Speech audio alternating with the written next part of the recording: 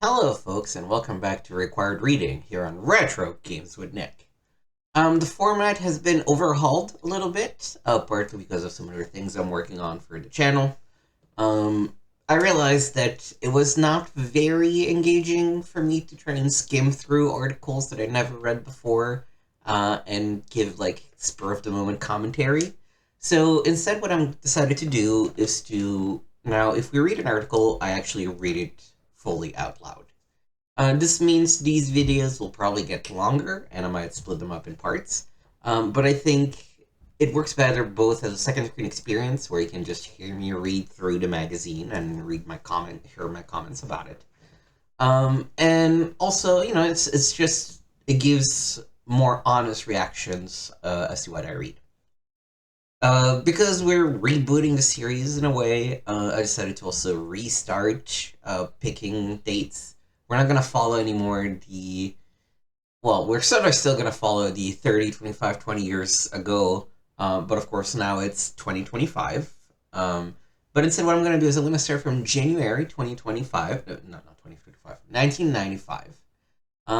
And we're gonna go through a few magazines for the month. We're gonna go through PC Gamer, we're gonna go through Computer Gaming World, we're gonna go through a couple of other things. And if there's a CD-ROM included, this is the case here, we're gonna check out the CD-ROM as well. And we're gonna do, not full playthroughs, but we're gonna check out most of the interesting games that we find reviewed in a specific issue as well. So 1 month will take multiple months of real life time, and I'm just okay with not being able to keep up with the real life calendar with these kind of videos. All right, so having said this as an introduction, we're gonna also mix it up and start with PC Gamer this time. PC Gamer Volume 2 Number 1. This was very easy to pick as we were starting one because, for one, I'm a little tired of Computer Gaming World. It's a good magazine, but sometimes it's like one perspective. And it's nice to see other people's perspective as well and how other magazines are laid out. This magazine did come from a CD-ROM. And also, this was sort of the reboot of PC Gamer as well, it seems. And it's the first one of the issues that are systematically available on various spots, including if you Google the Video Game History Foundation, they recently just opened their digital archive, and where they're just archiving a whole bunch of old magazines. Now, some of them is ones that they own, but some of them, like this one, they actually have the link from where they got it, which is typically either the Internet Archive or the Retromags website. So if you want to grab it as well and follow along, I will post the links in the description. The cover has Power Money Empire. Transport Tycoon. Finally, a way to put all your greed and ambition to good use. Page 48. I've never heard of Lost Eden or Stalingrad. I assume this is probably a war game. Or Renegade, the Battle for Jacob's Star. There's nice, top 40 readers. Multimedia packages you can miss beyond gaming. Colonization, System Shock, we're definitely going to check out. NHL Hockey 95, Master of Magic, I think we're also probably going to check out. It's going to depend on the review, but... and Under a Killing Moon, that's a point-and-click adventure, Tex Murphy. So I'm excited about those three. 6 reasons to blow off the relatives this holiday season. Ad for a bunch of games. Master of Orion, notable, mostly for the sequels that it spawned. The other ones I've never really heard. Oh, look at the old Take-Two logo. Wow. Alright, disc interested parties and goodbye Steve. We've begun to get feedback on the first PC Gamer CD-ROM, and for the most part it's been positive. Most of you realize the difficulty in creating a front-end program that allows you to simply click an install button and play every game on the demo disc. We know it can be a real pain in the neck to have to install the game from the front end, then reboot your computer to accommodate the demands of a particular game. But until game developers agree on some sort of standard regarding memory management, an unlikely proposition, the best we can do is find the most exciting games and provide you with as much information as possible on how to run them. But that doesn't mean we're not going to change the CD-ROM. There's always room for improvement, and to that end, we've already made a couple changes in the CD. The biggest is that now all the demos and software are listed on one screen, so you can spot the game that interests you at a glance. and we now dedicate an entire screen to each game so we can list as much info as we can about what you'll need to do to install and run the games. Besides the great reviews and features, there's one other thing that makes this issue special. It's the last one co-editor Steve Poole will be working on. Well, you'll still see his name in the mag, he'll be doing reviews and feature stories, but as soon as we finish this issue, he'll become Director of Online Services for GP Publications, with the ultimate goal of making it easier than ever for you guys to reach us online. So I don't know, was that a promotion or a demotion of sorts? Kind of hard to tell. Yeah, I was gonna need to read through the, let's look at the list of games though. Oh, this is terrible. They've listed them alphabetically instead of by page number. And for some reason, that really breaks my brain. Alright, disc pages. If you've liked the first disc, you'll love this one. We've packed over 20 playable demos on the disc this month. Welcome to PCG CD-ROM Edition. Here we are, our second issue with the CD, and it's our second issue with the CD, and it's stuffed with even more game demos than last time. If you bought the CD-ROM edition, these are the pages that'll help you get started with that shiny metal disc. We make it all clear right here in the disc pages. Of course, if you're a computer hotshot, just toss the disc in and get rolling. If you didn't pick up the CD-ROM edition, you're still in luck. Our 3.5-inch demo disc this month features Transport Tycoon by Microprose, a highly addictive build-your-own transportation network simulation, which also appears on the CD. The instructions for the demo can be found at page 5. The rest of the disc pages won't apply to you, but they will give you a good idea of what you could be playing if you had a CD-ROM drive. And if you do have a CD-ROM drive and didn't pick up the CD-ROM edition, look at all the fun you're missing. One thing you won't be missing is King Quest 7 by Sierra. Despite what it says on the polyback, the demo wasn't finished in time to make it this issue. We'll bring it to you just as soon as the folks at Sierra send it our way. And in the meantime, we tossed in a real cool demo of Battle Bugs. If you haven't seen this one yet, we think you'll be pleasantly surprised. Getting started. If you don't have the CD-ROM edition, place the 3.5-inch demo in your drive, switch to that drive, type A, where A is the name of your 3.5-inch drive, then type install and press enter. You'll find more information about Transport Tycoon on page 5. Now, on to the rest of the disc pages. I'll stop doing it for disc pages, but I will still do it for the disc. We've tried making it as easy to use the CD as possible, with a complete front end that tells you what you'll need to run each demo and a button that will automatically install the demo on your hard drive. To get the CD up and running, just pop the disc into your CD-ROM drive, switch to that drive by tapping D, where D is the name of your CD-ROM drive, and type PCG2. It's that simple. Now just browse through the menus, read the text files, and start enjoying the best interactive magazine and disc combination ever. Whenever possible, we've tried to let you play the demos directly from the CD, without having to install files on your hard drive. But unfortunately, most of this month's demos require hard drive installation. Just click on a picture of the game, and if possible, it'll launch right into the demo. Of course, whether this will work or not may depend on your system, and whether you have enough base memory and other special considerations. Some of you might not have enough base memory available while running our CD-ROM, for example. So you'll have to install the game to your hard drive, then reboot without loading your CD-ROM drivers and play from the hard drive. You'll find all the info you need in the text files that accompany each game. Requirements for the CD. We tried to make the disc compatible with as many systems as possible, so most of you shouldn't have any trouble running either the PC Gamer Interface program or any of the individual game installations. For best results, you should have a double spin CD-ROM drive capable of 300k second speed data transfer. The CD will run on a single spin drive. It'll be slow though, but it's probably in your best interest to install the games to your hard drive, where they'll have a better chance of showing you what they can do. As for memory requirements, you'll find that they vary from demo to demo, just as they vary from game to game in their retail forms. So be sure to read the requirements for each demo carefully. They're on the CD and in these pages. If you do have trouble installing games from our interface, try running them from DOS. You'll need to log onto the CD-ROM drive and go to the directory where the game is located. You'll find a list of all the directories and the command you'll need to type to get them running on the charts in these next pages. Some of these demos are complete versions of the games, but perhaps only 1 or 2 level included. Others are samples of work in progress and can be pretty glitchy. Running them may be a matter of having exactly the right hardware combination. So we'll warn you right off that not all these demos will run as easily as others. But these demos give you a rare opportunity to glimpse products before they've even hit the shelves, something only magazine editors and game designers themselves usually get to do. Install commands, names of locations. Here is a list of directories on the CD, where you'll find each game. These are all located within the /diskii directory on the CD. So typing on the CD. So typing cd/diskii/tycoon on your CD-ROM drive will get you to the Transport Tycoon directory. Gee, they really packed it. I guess demos at the time were small in terms of weight, in terms of space that they took, but geez, that's a lot of stuff. Probably gonna take us a couple hours to just run through all of these. Transport Tycoon by Macroprose. Transport Tycoon is a fascinating business simulation that lets you build, buy, and control a vast transportation network. It's easy to get into and beautiful to look at, and a worthy successor to Railroad Tycoon. The SVGA demo can be played in two ways, with or without competition.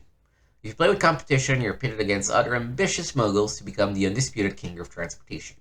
Without competition, you can start with a blank screen and create your own model town and train set with a virtually unlimited number of pieces.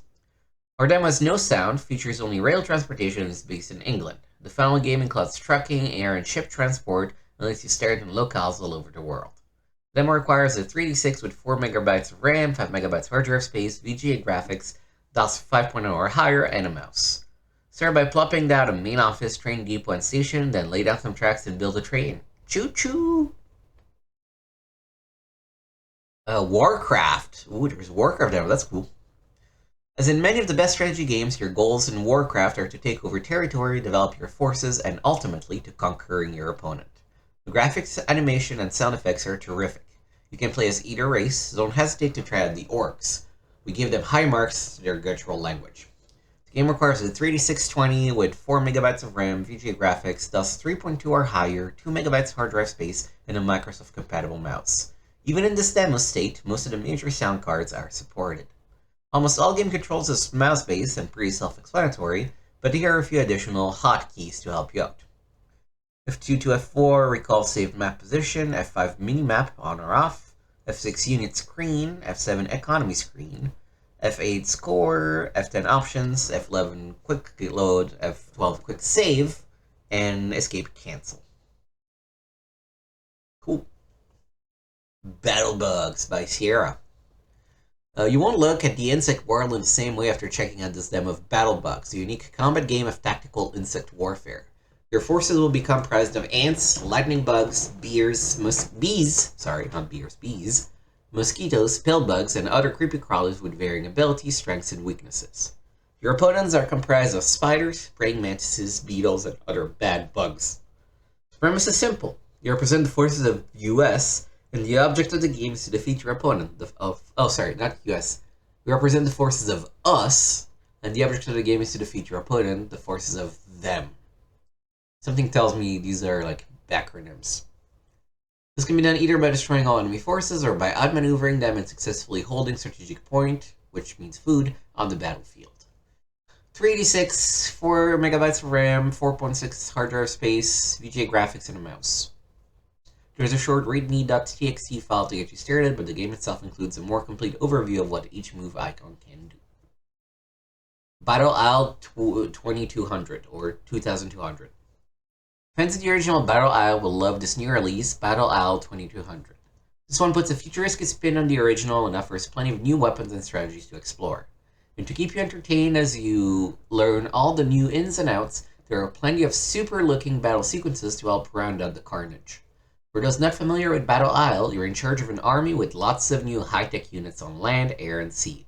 The computer controls 4 equally mighty armies, and you're all fighting for dominion over the same island. A couple of armies will pose an immediate threat, but don't think you've got to go after all 4 of them at once. If you don't attack them, they might not attack you, at least not right away. So at first, concentrate on the threats at hand. And if you're lucky, the remaining armies might even weaken themselves by fighting against each other. The game requires a 3D6, VGA graphics, 4 MB of RAM, 2.3 free EMS, or expanded One of the two memory systems, or the expanded or the extended, I can never remember, but okay.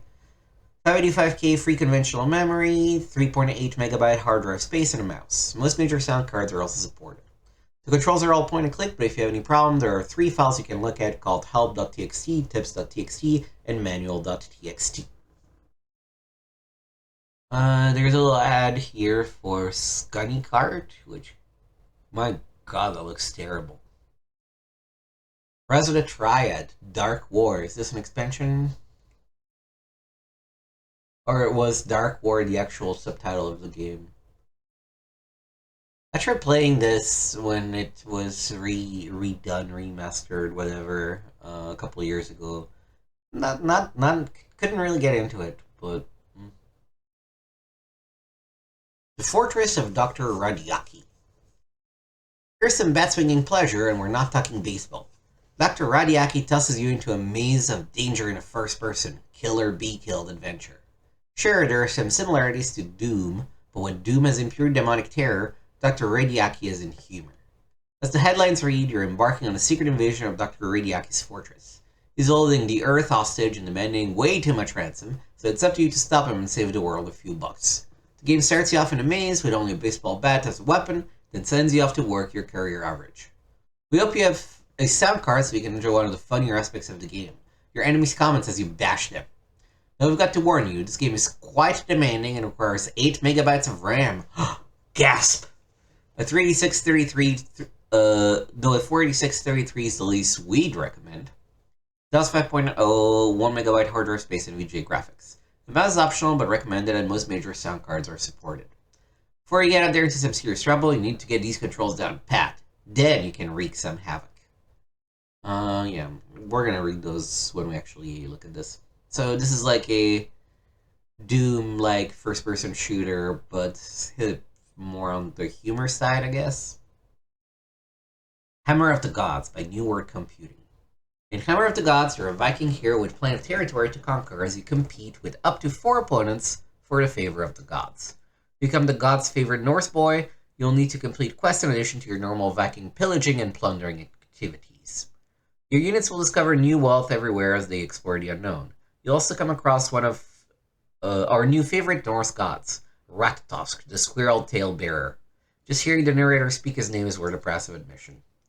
Minimum requirements are 386 4 megabytes of RAM, VGA, DOS 5.0, and a mouse.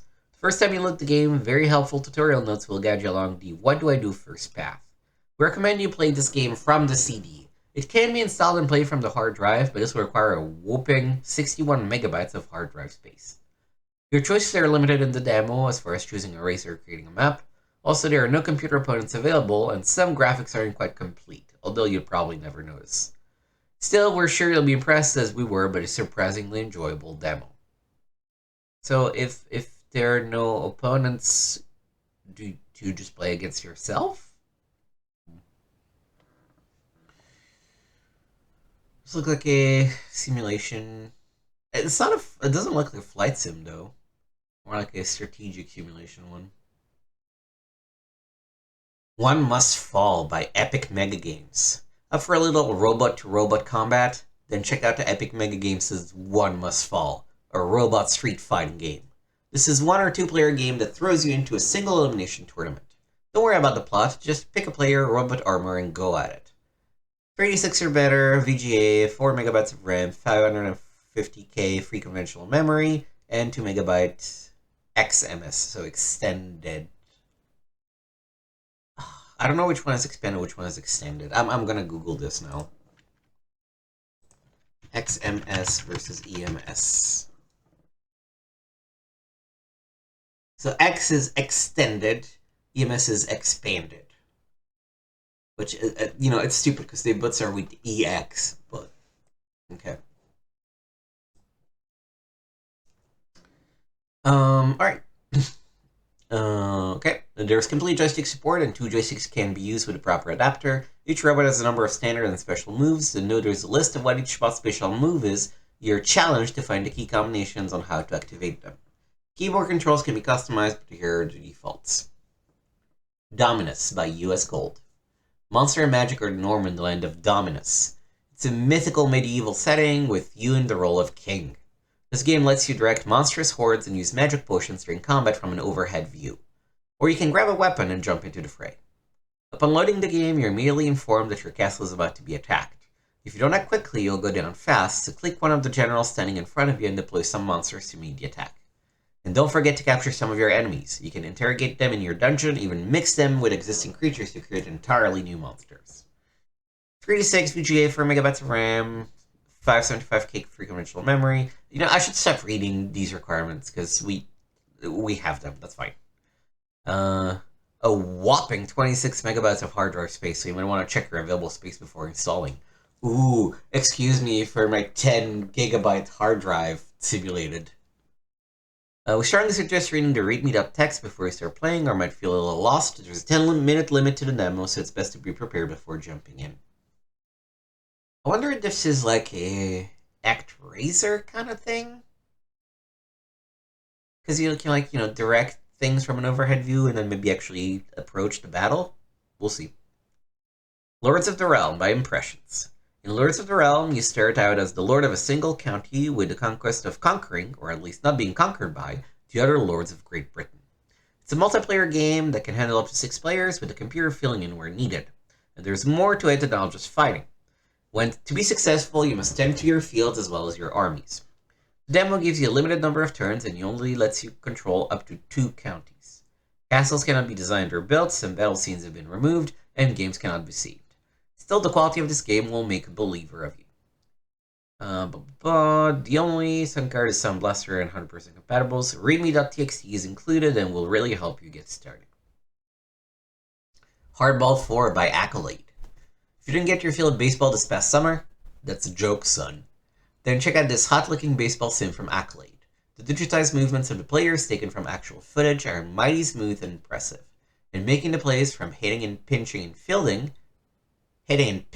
fielding is very satisfying stuff. You can play as one of several teams. Accolade has put the final touches on the graphics, so the players' faces don't have any color, but they still look great. Installing the game is a bit more involved than other demos. After launching the install icon from the CD, you'll need to go over your hard drive and switch over to the H4 demo directory. You only need to tap H4 demo to extract some files, then tap install. There's a readme.bat and a help.bat file if you need a bit more assistance. 1994 Holiday Lemmings. This is a demonstration of the new 1994 holiday version of Lemmings, a uniquely mind-boggling game of rodent salvation. It's a 4-level mini-game supporting both EGA and VGA, and can be played with a mouse joystick on keyboard.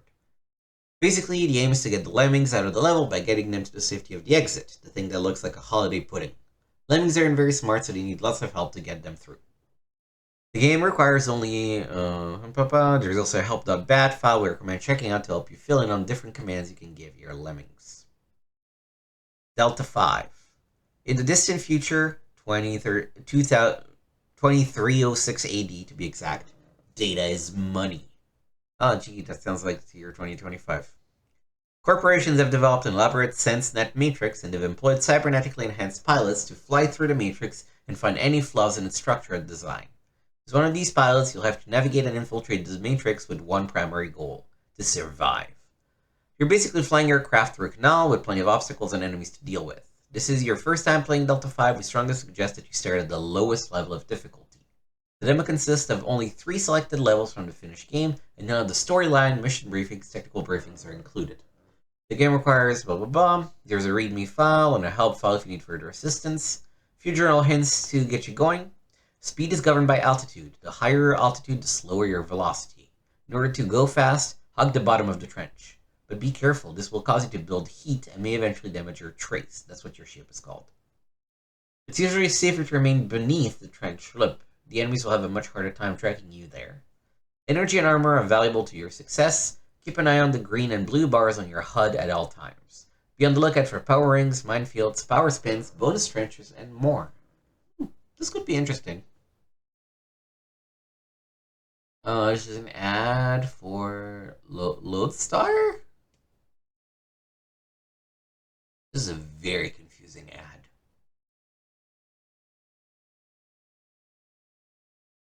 Is this like a...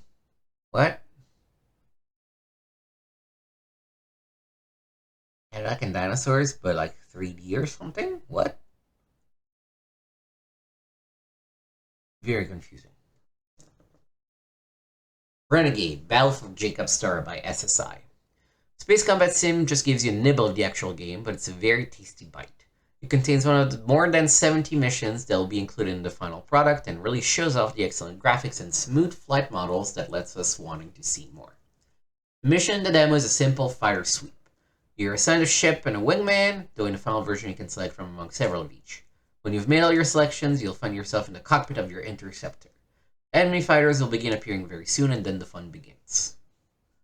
Readme.txt and the keyboard commands for wingman control, cockpit views, and so on. Rise of the Robots by Time Warner Interactive. It's the future, and a cyber disease called the Egovirus has infected a supervisor, a high-tech sentry robot. The virus simulates a pleasure response whenever the supervisor commits an act of violence, so you know what it's been doing as much as possible. And now it has infected more robots. A cyborg, part man, part machine, has been constructed for the sole purpose of stopping the supervisor and the others. That cyborg is you. This is a beautiful game, but one that's full of intense action as well. The demo is but a small snippet of the game to come, though it should give you an idea of some fantastic images Rise of the Robots offers. Requirement. Oh, this is actually a 486 requirement. Damn. Okay. Since the demo is 2-player mode only, you'll probably want to use 2 joysticks if possible, or a combo of keyboard joystick control. To begin play, type RR or RISE or ROR at the RISE prompt on the hard drive selected during installation. You can also type setup at the RISE prompt to select the sound card and definite keys for keyboard control of combat. Prairie Dog Hunt 2. It's Prairie Dog season. You're armed with a pellet gun, a 44 Magnum, a rifle, and a can-miss SPAS 12 double-barrel shotgun.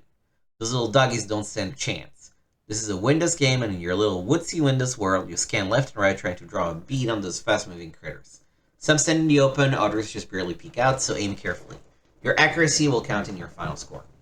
Other than Windows, a VGA card and a mouse, there's little else this game requires.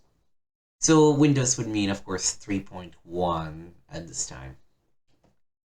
Wacky Wheels by Apogee. Here's Wacky Wheels, another wacky animal racing title in the spirit of Scunny Kart, which also appears on the CD. This is your chance to do one of the things the CD-ROM is intended to do, compare games before you buy them. You'll see a lot of similarities between these 2 race games, but give them both a try and see which one you enjoy most. Controls, down here, whatever. Also, this Scunny Kart is actually on the CD as well. Oh. Is it, though? Because this did not look like a CD. This is an ad. And is it listed? Oh yeah, Scunny Kart.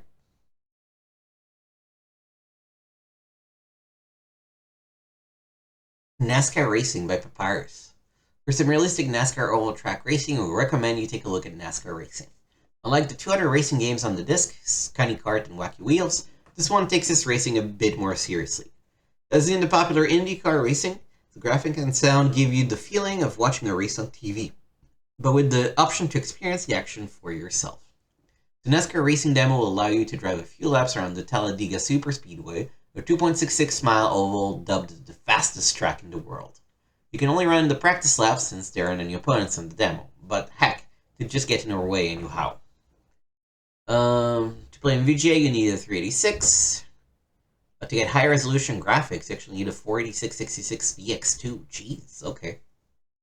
The controls are pretty simple, just the arrow keys if you're running off the keyboard. You can customize these keys for any keyboard joystick combinations. There's also a readme.txt file in case you need some help. Scunny and Company by Copysoft. A 6-pack of Scunny games awaits you, all featuring the wild-eyed squirrel out to throw a whooping on his enemies. And boy, it seems Scunny has plenty of enemies, from denizens of his own forest all the way to outer spacemen.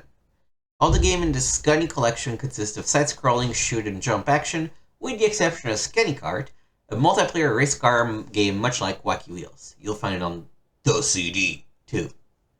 The other Scunny titles are Savor Pizzas, Back in the Forest, Lost in Space, Scunny in the Old West, and Desert Raid. A Help Me file is available.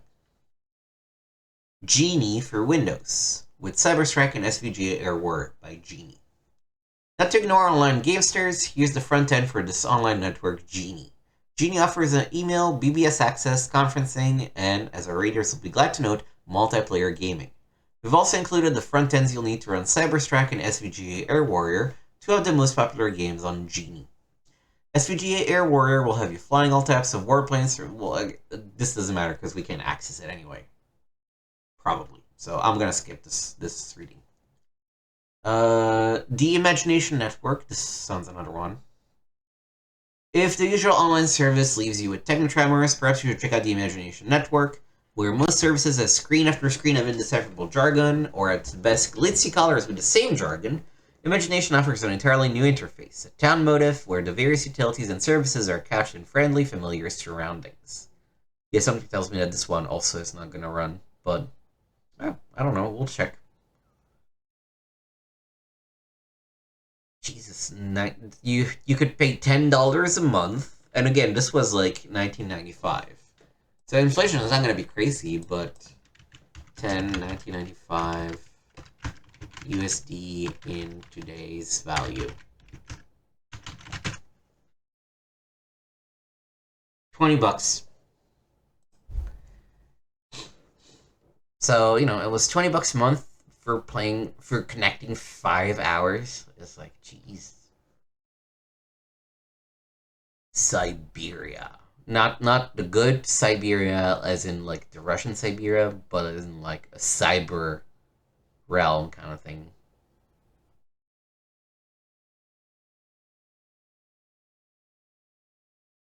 Oh, that's cute. They're offering you 10% cash, $10 back if you buy this game and you already own 7 guests or something. Full motion video, digitized speech. 11 of the most unbelievable arcade sequences. I kind of want to track this down and try it because I'm sure it's actually going to be absolutely terrible. Scoop, behind the scenes of the hottest games. Stalingrad. You know what? Yeah, I'm interested. Truly, the mother of all battles. Evelyn Hale's giving you the chance to refight the bloodiest and perhaps most important battle of all time. Stalingrad. For wargamers and military historians, the name alone is enough to conjure images of death and destruction, and raise the inevitable what-if questions that are the linchpin of both hobbies. The interest in Stalingrad is understandable. Never before or since has there been a battle like it. It was the bloodiest fight of all time, leaving behind over 3 million dead. It was the climax of an offensive that saw the sweeping, fast-paced tank assaults of blitzkrieg warfare degenerate into savage street fighting, in which advances were measured in yards rather than miles.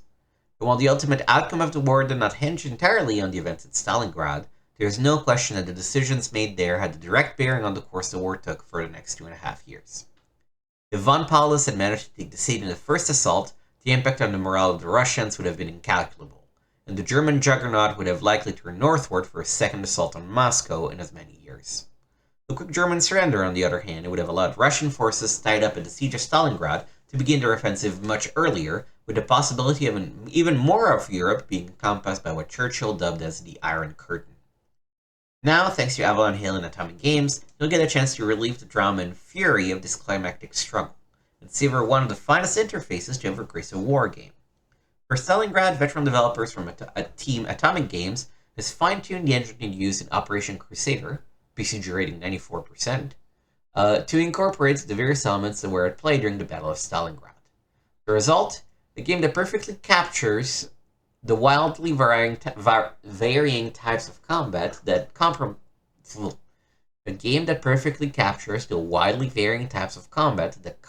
the campaign, and which achieves the incredible goal of being both inviting to newcomers and satisfying to longtime players. Attention to historical accuracy is the hallmark of Atomic Games, and Stalingrad is no exception. We've implemented a number of changes to the World at War engine since Operation Crusader, says Atomic Games president Keith Zabalawi. We've added a couple of types: air missions, air recon, and air resupply, along with the different types of aircraft needed to carry those out. Air supply was a crucial aspect during the Russian encirclement of the German Sixth Army, and while Atomic could have glossed over it by simply factoring in the historical figure, they went the extra mile necessary to give you control over it, if you choose. As with all atomic games, you can always let your staff, i.e. the computer, handle resupply. Another change is also related to the question of supply, but this one change that Zavalawi and company anticipated. For each game, we've ended up rewriting the supply rules just to focus on the particular supply problems or idiosyncrasies of that battle. With Crusader, we introduced supply depots. Here, the Germans are often tracing supplies from airfields, and you can actually move supply around from airfield to airfield. There are 7 scenarios in the game set between September of 1942 and January of 1943, and the variety of mission and the amount of territory involved in recreating them necessitated the biggest and most obvious change to the World at War engine. Zabalawi says that in Stalingrad, there are 3 different map scales at work. That's never been true of any of our earlier games. All our previous games were based on the 1 kilometer per hex scale, except for Crusader, which was something like 2.25 kilometers per hex. For Stalingrad, there are 3 hex scales: 3 kilometer, 1 kilometer, and 400 meters. Thanks to this change, beginning players can start out with more manageable, yet extremely challenging, city-based combat, then gradually increase the number of troops under their control as they gain experience. The interface players will be using to control their forces has undergone a couple of big changes too. Complete order of battle charts are available for both Russian and German forces in all 7 scenarios, but Atomic didn't stop there. Zabalawi says that the Stalingrad programmers are trying to incorporate a feature that will let you attach units to HQs from the order of battle itself, which would greatly streamline an important part of gameplay. Another addition is the overview map, which shows the entire area of operation. Better yet, an area of buttons allows you to gradually add various unit tabs to the map, giving nearly instant information on where the forces you need are located. One of the more intriguing things about Stalingrad is the number of variants Atomic has included, most of which come into play in the larger scenarios. With a single mouse click, you can eliminate the horrific consequences of Stalin's purges or of the military during the With a single mouse click, you can eliminate the horrific consequences of Stalin's purges of the military during the 30s, enhance Soviet logistic, communication, and supply, and even make the Soviet commanders have more initiative. German variants are also exciting in that they give hope to players who feel the Germans could have won the day had Hitler not had total control over the entire general staff. It feels a little awkward to talk about the German Nazi war machine in a positive way, but let's gloss over it. With options to receive critical reinforcement in November of 42, as well as remove troops from the Caucasus to send to the aid of the beleaguered garrison at Stalingrad, you'll find the Germans have more than a fighting chance at victory. It was over 15 years ago that I first played Avalon Hill's classic board game Stalingrad. Almost overnight I became a Russian front fanatic, and ever since I've been searching for a PC game which could provide the same engrossing gameplay. Yet with even more detail. Thanks to Avalon Hill and Atomic Games, it appears that my search is over. A different kind of warfare. From 199 Days to Battle for Stalingrad, 1992, by Edwin P. Hoyt. The Germans never accommodated themselves to city fighting. They continued to use traditional methods of attack, battering in buildings with tanks and artillery, making frontal assaults that were always costly and sometimes disastrous. German General Dorr had this to say about the fighting. The time for conducting large-scale operations is gone forever. From the wide expanses of steppe land, the war moved to the jagged gullies of the Volga hills with their copses and ravines into the factory area of Stalingrad, spread out over uneven, pitted, rugged country covered with iron, concrete, and stone buildings. The mile, as a measure of distance, was replaced by the yard. GHO's map was the map of the city. For every house, workshop, water tower, railway embankment, wall, cellar, and every pile of ruins, a bitter battle was waged, with an equal even in the First World War for its vast expenditure of munitions. The distance between the enemy's army and ours was as small as it could possibly be. Despite the concentrated aircraft and artillery, it was impossible to break out of the area of close fighting. The Russians surpassed the Germans in their use of terrain and camouflage, and were more experienced in barricade warfare for individual buildings. By the end of September, when the fighting moved to the factory area, the Germans were losing their spirit for the conflict, as is shown in the entries of one diarist for the period of battle so far. September 1st. Are the Russians really going to fight on the very bank of the Volga? It is madness. September 8th. Insane stubbornness. September 11th. Fanatics. September 13th. Wild Beasts. September 16th, Barbarism, not men but devils. September 26th, Barbarians, they use gangster methods.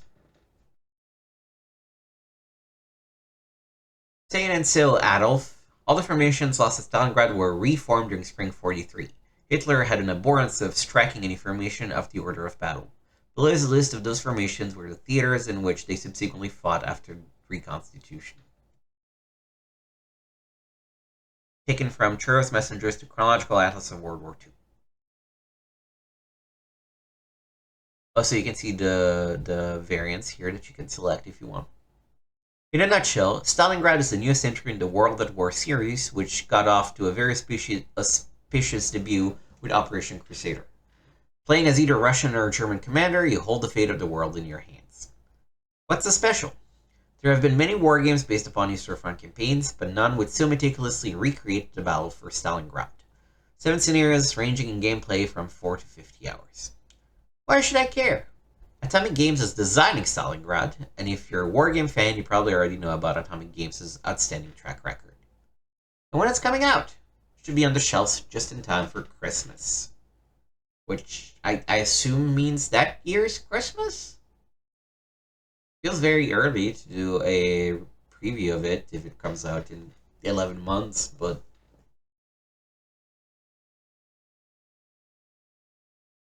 Renegade, Battle for Jacob Star. Oh, this is the one that we have the demo for, right? Yeah. Yeah, let's read into it as well. SSI takes aim at Wing Commander. It takes big guns to challenge Origin's grip on the space combat crown, but SSI may have the firepower to do it.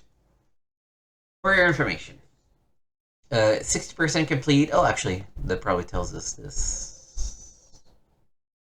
I don't know, 80% complete. Maybe, this is technically the January issue, but maybe the January issue was really released in newsstands in like November. I never know which way the Switch goes, if it's like the cover date is 2 months earlier, 2 months later than the actual street date. Anyways, Origin series of Wing Commander space combat sims have been among the top-selling computer games in the history of the industry, and the Austin-based company recently topped itself with the multi-million-dollar Wing Commander 3. So what kind of nerve does it take for another company to throw its hat into the space combat ring? Maybe it just takes the right kind of ammunition. SSI is betting on a combination of popular license, the Renegade Legion Interceptor board game from FASA, and some state-of-the-art sights and sounds to put a dent in Origin's deflector shields. SSI first exploited the FASA license several years ago with Renegade Legion Interceptor, basically a computerized version of the board game. But SSI associate producer David Lucas says that the seeds for an action game had already been planted, and that Interceptor team kept saying, "Wouldn't this be cool in a flight sim?" When SSI got a chance to work with Midnight Software, Lucas says, they were at first looking at the possibility of doing a straight flight simulation, until the Renegade Legion license came back into the picture. But this is in no way a sequel, Lucas says. The computerized version of Renegade Legion Interceptor was a strategy game with relatively simple graphics and sound. Renegade Battle for Jacob Star is a state-of-the-art action game. That doesn't mean the game's designer have thrown in the board game connection, though. Lucas says Renegade will feature all the ships from the FASA game, and the simulation handles damage in accordance with the critical hit rules from Interceptor. The system of ranking players and wingmen is also taken from FASA's rule. Renegade derives its background from the board game too. In the Renegade Legion universe, it's the 64th century, and mankind has recovered from a long period of slavery under an alien race. Their liberators, now known as the Terran Overlord Government, TOG, have become oppressors themselves, and their forces have splintered. Those who oppose the TOG are known as the Renegade Legion. In Renegade, the player is a rebel among rebels. You're a hotshot, Lucas says, and you've just disobeyed yet another order as the game's story begins.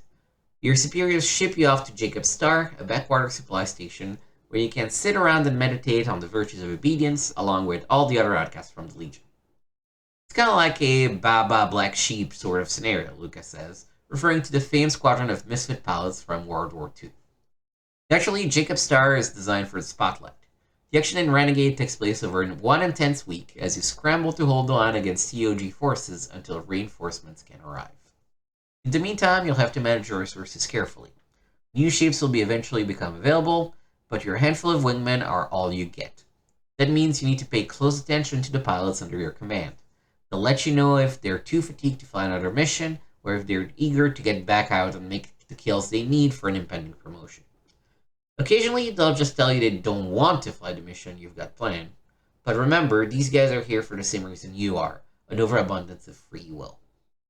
The computer offers a little assistance in planning missions. Briefings will include recommendations on the type and number of ships to assign. But you're free to take this advice or leave it. You may want to take more interceptors along, or to cut corners as the campaign continues and more of your ships are damaged. Interceptors can go out with damage, but you may be better off leaving them at home to be repaired. The difficulty of Renegade can be adjusted in a few different ways. At the start, players have the option of choosing a level that sounds best for them, but as the game develops, the difficulty will change depending on how successful the player is. Gamers who do particularly well at one level will find themselves facing tougher enemy pilots, or they may be kicked into an alternate plot path where the missions are harder.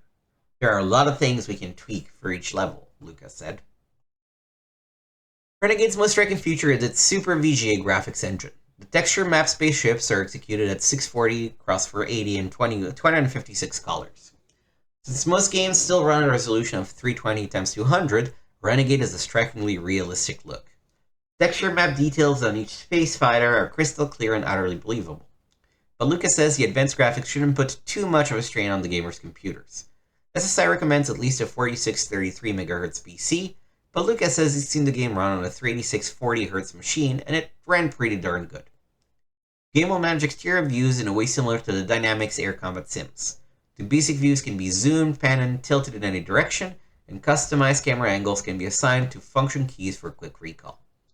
The CD-only game promises to be huge too, with almost 3 hours of digitized speech. No big-name voices have been brought on board, but Lucas, the SSI, did go through AFTRA, the Actors Union, to hire the players. Renegade will also feature 250 megabytes of cinematic sequences created with the increasingly popular 3D Studio. In campaign mode, gamers will fly as many as 70 missions from a pool of 200. Best of all, the music in Renegade will use the Red Book audio format, which means it will be played directly off the disc in the same way the music CDs are played. This is good news for gamers who don't have the latest 16-bit wavetable sound cards.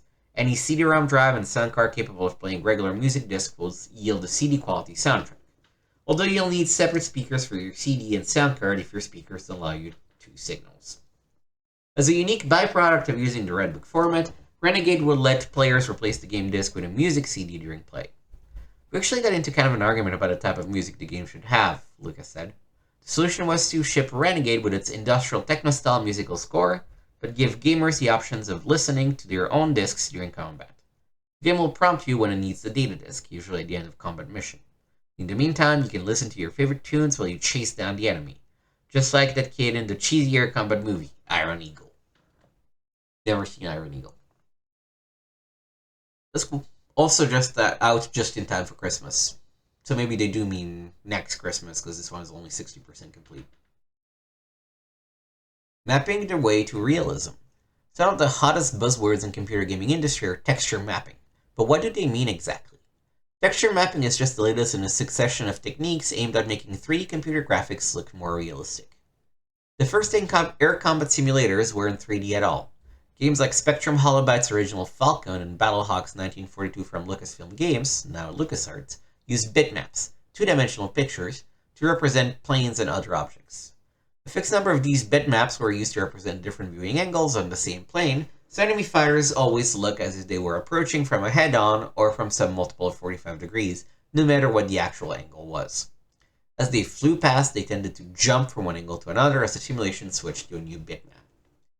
The next step in simulations was polygon graphics.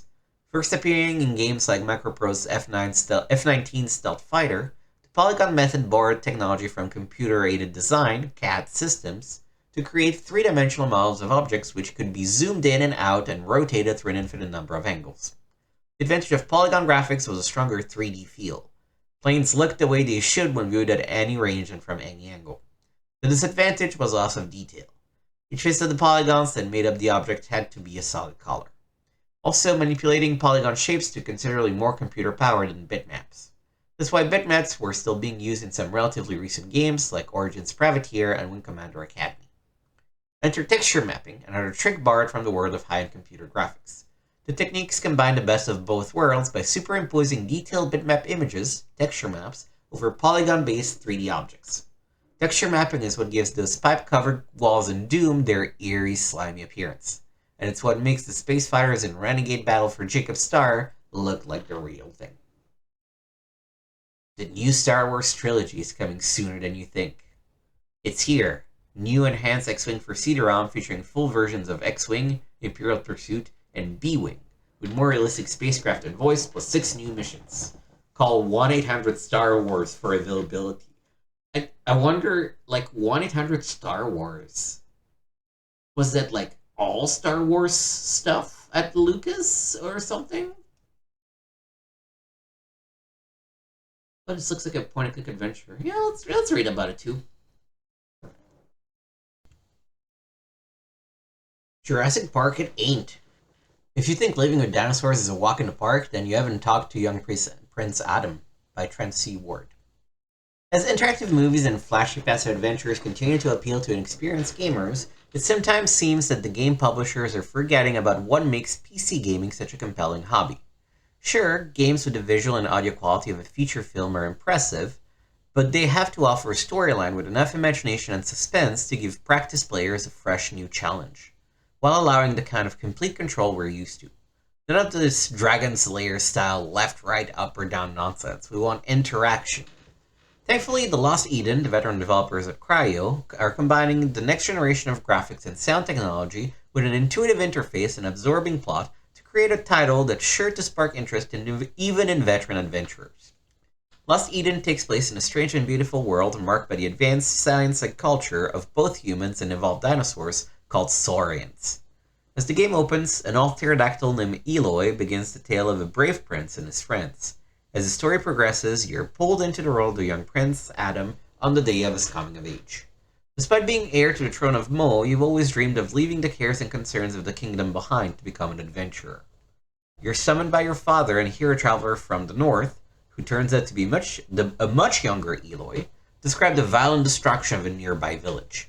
Eloy goes on to finger the powerful warlord Morcus Rex and his band of carnivores in the kidnapping or murder of every human in the ill-fated town.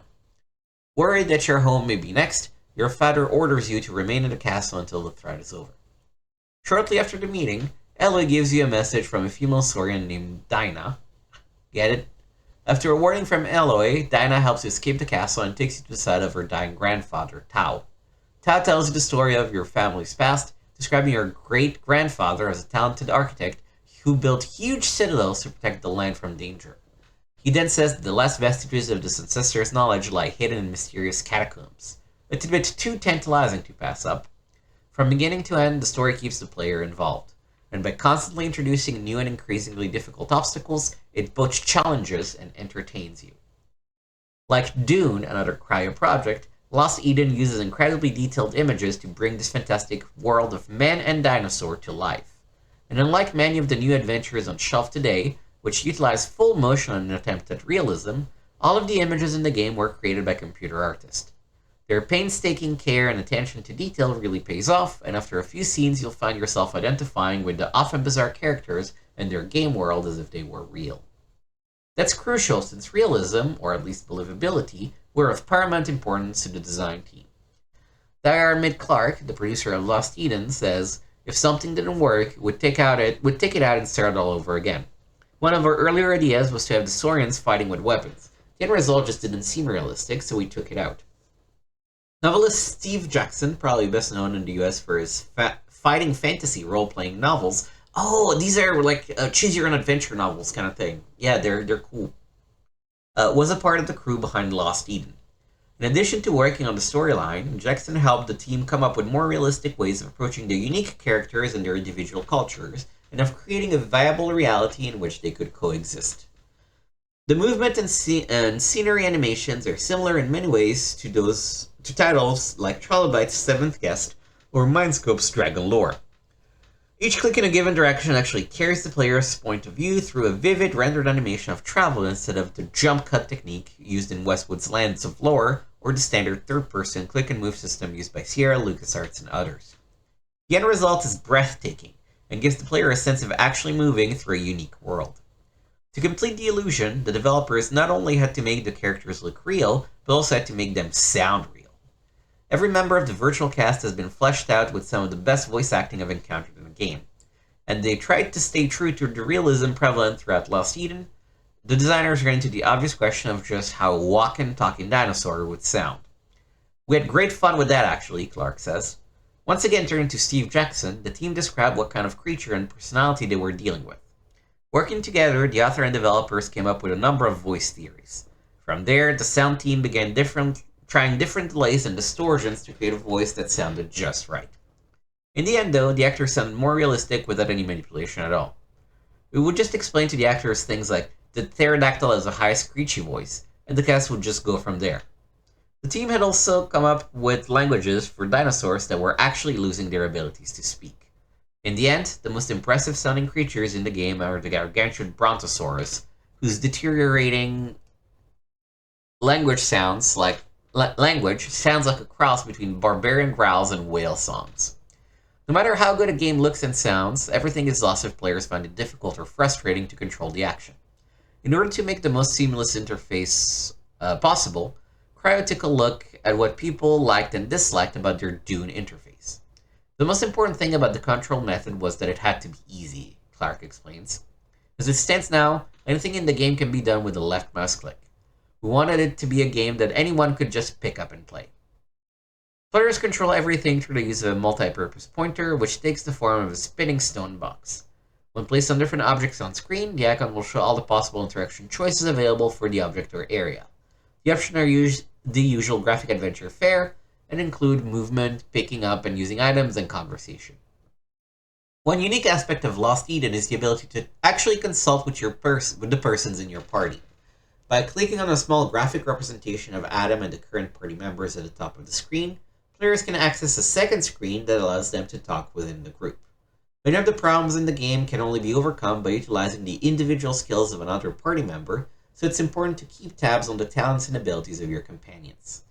Equally as important is the careful use of the various items of power you will encounter on your journey. Much of the game's puzzle content is in figuring out how to use different talismans in the proper situation. One of the most important items you'll receive is a shell that allows you to speak with the spirit of Dinah's dead grandfather. Double-clicking on this fetish will bring up a quick hint from the spirit during most situations, and acts as online help for players who are encountering difficulty with a specific problem. Other items can produce spectacular magic effects, or merely act as encouragement for characters in need of support. Lost Eden impressed me with the way it incorporates cutting-edge graphics and sounds, while staying true to the complexities and interaction that have always marketed the best PC games. The phenomenal art, edgy receipt storyline, and inspired vocals all blend to create a surprisingly believable reality, and most importantly, one that's completely accessible to the player. In this day of all talk, no show CD-ROMs, it's refreshing to see a title that moves forward technologically without leaving behind the spirit that made PC gaming so gratifying in the first place. An unlikely alliance. As you progress through the Lost Eden, you'll come across adventurers of several different races, but Hominid and Saurian will be willing to join you on your quest. Trust between the races doesn't come easily, so you'll need to earn the respect and love of the followers if you expect them to be able to work together.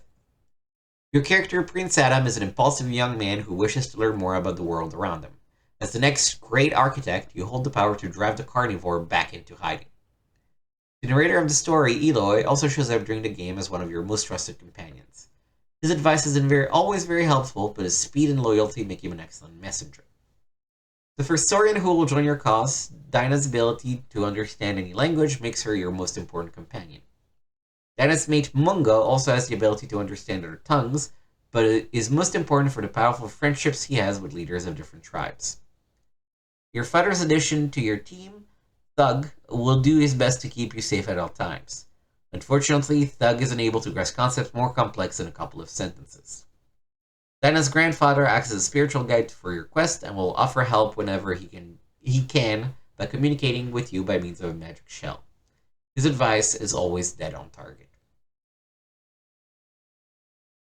It's interesting how they're lauding these graphics, and then, if we were to put this up today, I won't play games that are just previewed so far, because eventually we'll reach a point where previewed games just stop being published.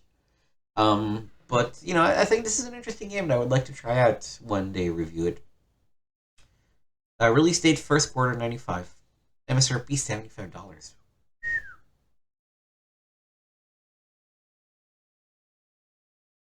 Star Trail, a new angle on the classic role-player adventure. King's Quest: The Princess Bride. There's such a difference between, you know, an ad for this and an ad for like this. Oh, this is, I guess, a Realms of Arcania expansion of sorts. Eyewitness. News previews, behind the scene reports. Word to Your Mother. The quest for a kinder, gentler rating system. Before another congressional hearing on violence in computer games can gain momentum, the software industry is trying to establish a voluntary system for rating games that can be universally accepted and applied without infringing on the creativity of software designers and developers. In fact, two separate groups are trying to put their own ratings in place. One group, which is quickly gaining acceptance, is the Nonprofit Recreational Software Advisory Council, RSAC, established by the Software Publishing Association, SPA, with the support of several parental advocacy groups. It was recently announced that Robert Rodin, General Counsel for LucasArts, was elected president of the RSAC. During his involvement with the SPA Government Affairs Committee, Rodin developed an interest in creating an objective system of ratings to get consumers to their purchases, one that goes beyond suggesting appropriate age groups to actually advise potential buyers of the content. The way RSAC hopes to inform consumers is through the use of rating guides based on participants' packaging. Rating will be scored from 0 to 4 with 3 categories of offenses: violence, that whole hangdog, sex nudity, pardon me, ma'am, and adult language, just in time for Christmas. The 0 score across all categories would mean the product in question is acceptable for all audiences. A score of 1 or higher would denote the level of violence, sex, or language, with 4 being highest in all categories. The RSAC will compile the ratings with RSAC designed software, which asks the program developer specific questions about the program being submitted. And even though participation in the RSAC plan is entirely voluntary, several major retailers are saying that beginning this holiday season, they won't carry software that doesn't bear some form of rating. One of the first developers to apply to the new RSAC rating will be LucasArts, who will use them beginning this fall. The other rating system proposed by Interactive Digital Software Association, IDSA, will be administered by its own creation, the Entertainment Software Rating Board, ESRB. The ESRB is headed by Dr. Arthur Pober, former Vice President and Director of the Children's Advertising Review Unit of the Council for Better Business Bureaus. And although it was founded by industrial giant LucasArts, Sega of America, and Sony Electronics Publishing, among others, the ISDA promises the ESRB will be independent of industry pressure. The ESRB evaluates software by first having each title reviewed by 3 demographically diverse individuals with no ties to the industry. The ESRB then rates the titles using a system similar to that used by the movie industry. Games can be classified as early childhood, kids to adults, teen, mature, adults only. The requirements for review by ESRB are that a publisher must submit the most graphic portions of their product through a format that would allow the reviewers opportunity to assess the content, i.e. storyboards, videotape segments, and demos. An ESRB official then tallies the score from the 3 independent reviewers and submit the results to the publisher. A fee of $500 is applied to each title submitted for review regardless of IDSA membership, although lower fees available for smaller publishers. Publishers also have an opportunity to appeal any rating thought to be unjust. Regardless of which system is used to rate games, the real question is whether or not a rating system will limit creativity. We here at PC Gamer feel that, while both rating systems seem to have the noblest of intentions, are far less intrusive than any mandated proposal that Congress might impose and probably won't affect what is being developed at the moment, ratings will have an effect in the not-so-distant future. Just look at the movie industry, where the top-grossing films typically fall into the R category. Aware of this, studios often go out of their way to create films that can achieve this rating. Sometimes it seems by adding unnecessary sex and or violence. If this trend falls in the gaming industry, much of the diversity and innovation being displayed in today's games might be lost as designers force higher ratings to earn the higher sales that will accompany them. In fact, such a scenario would almost ensure that there are more adult games released than there are now, which would seem to be just the opposite of what the watchdog groups wanted in the first place. Also, smaller publishers will be sure to exploit the fact that a game they submitted scored high in sex violence language or was rejected because of its content in hopes of receiving a... Sorry, let me reread that sentence.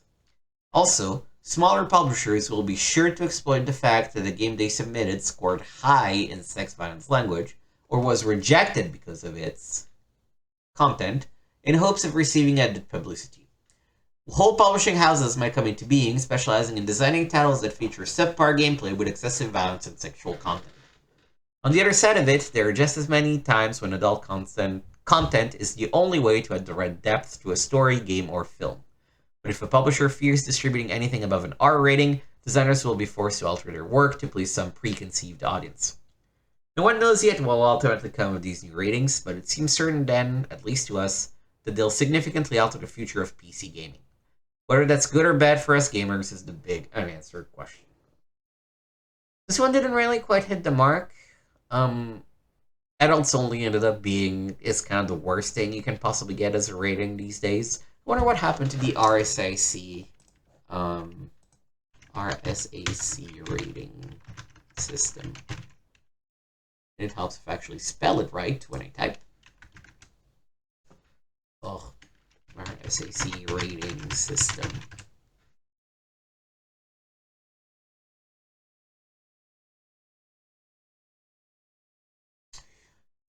Let's see, how long did it last? It was closed in 1999.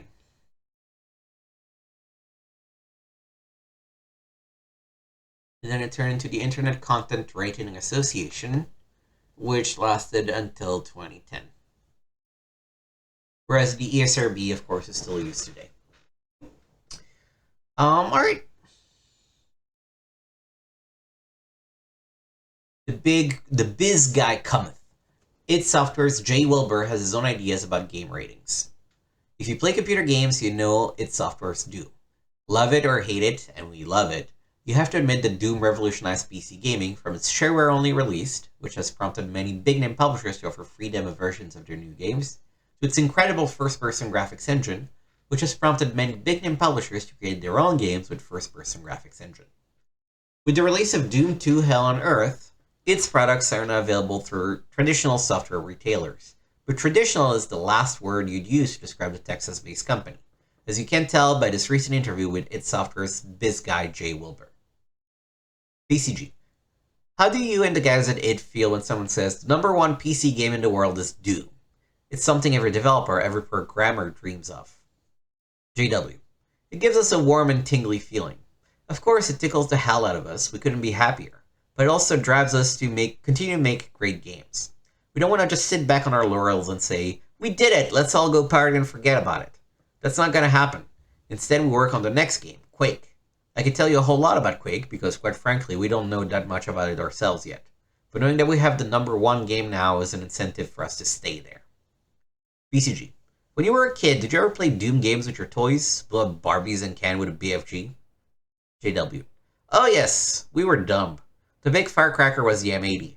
We would find various creative ways to use M80s to make things go away. Never convicted though. BCG.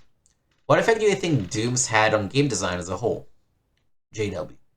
We're seeing plenty of Doom-alikes starting to pop up now, not just from small operations, but from very large operations. Big companies are jumping in with Doom-like games. Wolfenstein really spawned the 3D action game. Doom sort of took it up a notch. And it's created a whole new category of games. PCG. Yeah, there's no doubt about that. People tend to imitate success. But why do you think Doom is so incredibly successful? JW. Immersion. You don't play the game, you become one with the game. It was true with Wolfenstein 3D, but much more so with Doom. I've heard stories where people are playing the game and someone walks up and says, your car's being ripped off, or whatever, and they just don't care. If you're playing Doom, they've got blinders on, so just leave them alone. It's a fantasy world that you can jump right into with both feet and stay. PCG. Do you ever get sick of all the attention? JW. Yeah, it's becoming a problem. We're not getting any work done because we're too busy talking to y'all. It sucks. No, we enjoy it, but it reaches a point where it's overkill. BCG. Overkill? Sort of like you wiring your home for network Doom against Billy's, Jay's wife, wishes? JW. Yes! I bought a P90 for myself, writing on the fact that my boy Josh, who's 4, needs a computer for school because he's just starting. They were all over it, and I couldn't get anything done. So I got a DX250 for them. Now, we're wiring the whole house up for a network so we can play Doom, of course. We are a two-computing family now, and I'm happy. Billy's happy too, and Josh. We had the damn thing hooked up in less than a week, and he's a master at deathmatch. He's great. We were playing Doom last night. I'm sorry, he's playing Doom with his 4-year-old kid? Like, what? That's clearly a lie. I mean, like, I have 4-year-old nephews, and they grew up in the age of screens, and I don't think they could be, like, a master at deathmatch and Doom. Not even a 5-year-old. Like, this is just that. Like, he's just lying. He's just putting up like a face, like a persona here. There's no way. PCG. Some people have a problem with that. What do you say to people who think your games are nothing more than just mindless killing? JW. Don't buy it. Go play something else. PCG. But you're considered a creme de la creme of violence games. When the hearing for ratings on computer games happen, do you think Doom and Mortal Kombat will be shuffled onto the floor before the Senate? JW. I sure hope so. It would only help sales. PCG. How do you feel about the ratings issue in general? JW. I support it as long as it's not censorship. Censorship is a no-no. Bad, bad, bad government. But a rating system? Providing the consumer with the firepower to make an informed decision is good. As consumers, we can all recognize that's a good thing. It's sort of like reading how much sugar it's in cereal. If you don't want sugar, you look at it and say, well, there's a lot of sugar, I don't want this. If you want to buy a game with a lot of violence, you can look and say, oh, I want that game. I think it's good and we support it. BCG. But you're totally opposed to censorship in game design. JW. Not just in games, but in entertainment in general. People who blame the violent acts of individuals on entertainment, television, computer games, novels, whatever, I think they're looking for scapegoats instead of accepting the fact that some people are violent. Quite frankly, I would like to know what video games spawned the Crusades. BCG. So what is the reason? JW. Personally, I think it's because of the extinction of the family in the United States, but that's a whole other thing. I get kind of upset when someone says that if a kid plays Doom, it's gonna turn his mind to mush, and will try to grab his chainsaw and sneak out and take down people at McDonald's. Whoever... It says continue on page 38. But I don't see it continued. Oh, on page 36 it's continued. Their page numbering is not matching up. This is page 36. Okay, so whoever says and believes that is an idiot. I firmly believe he's an idiot. BCG. So you believe it's the family, or more precise, the lack of it, that's causing the problem in the first place? JW. Well, look at the Japanese. They're masters at violence and entertainment. We can bow in reverence to the mastery of the art of violence and entertainment. Yet they don't even begin to have the kind of crime problems that we have. Why? Because family is a crucial part of their social makeup. They revere the family more than anything. I can't help but feel that that's the reason. The reason why my boy plays Doom and won't be affected is because I spend time with him. We're one big family. He will know the difference between right and wrong, fantasy and reality, because they have taught him. BCG. And so with censorship, the government takes that away? JW. Yeah. Censorship is the government making my decision as a parent, and they better not do that. I gotta say, this interview was something. I don't know who this Jay Wilbur guy is. Let me quickly Google him and sort of see what he was up to. Jay Wilbur. Why can I not spell?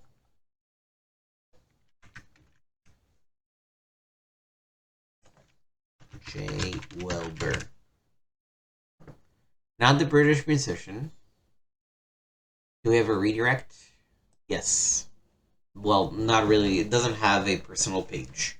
He's just listed on the id Software page in general. Business manager, left id Software after Ramirez's departure and joined Epic Games in '97. Like, you know, the 4-year-old kid playing deathmatch, that's clearly bullshit. And also, there's definitely something icky in today's lens about, looking at Japan and talking about families in Japan, and it's like, no, man, I don't think you are qualified to talk in depth about this issue. But, whatever. It's the 90s, everybody. The PC Gamer playlist. You know that Christmas is right around the corner when so many good games arrive in such a short period of time. Matt and Gary were immediately hooked by Under a Killing Moon, and one look at the chart will give you an idea of the impact that the pre-beta version of LucasArts' Dark Forces had on production. The arrival of Legend of Kyrandia 3 took a heavy toll on the art and production folks, and the mini golf tourneys we set up with PGA Tour 486 didn't help things either. Eddie and Todd couldn't stay out of the driver's seat with NASCAR racing, and Drew just couldn't stop slaughtering and pillaging as a Viking conqueror and Hammer of the Gods. Steve enjoyed some quiet time with Stalingrad, but it was only because there was no sound in the preview version he was playing. And Matt decided I'd finally do something about the long-standing feud between humans and orcs by wiping out one of the others in Warcraft. What a thoughtful guy. So they've been playing Under Killing Moon, Dark Forces. When did Dark Forces release? Is that behind us already?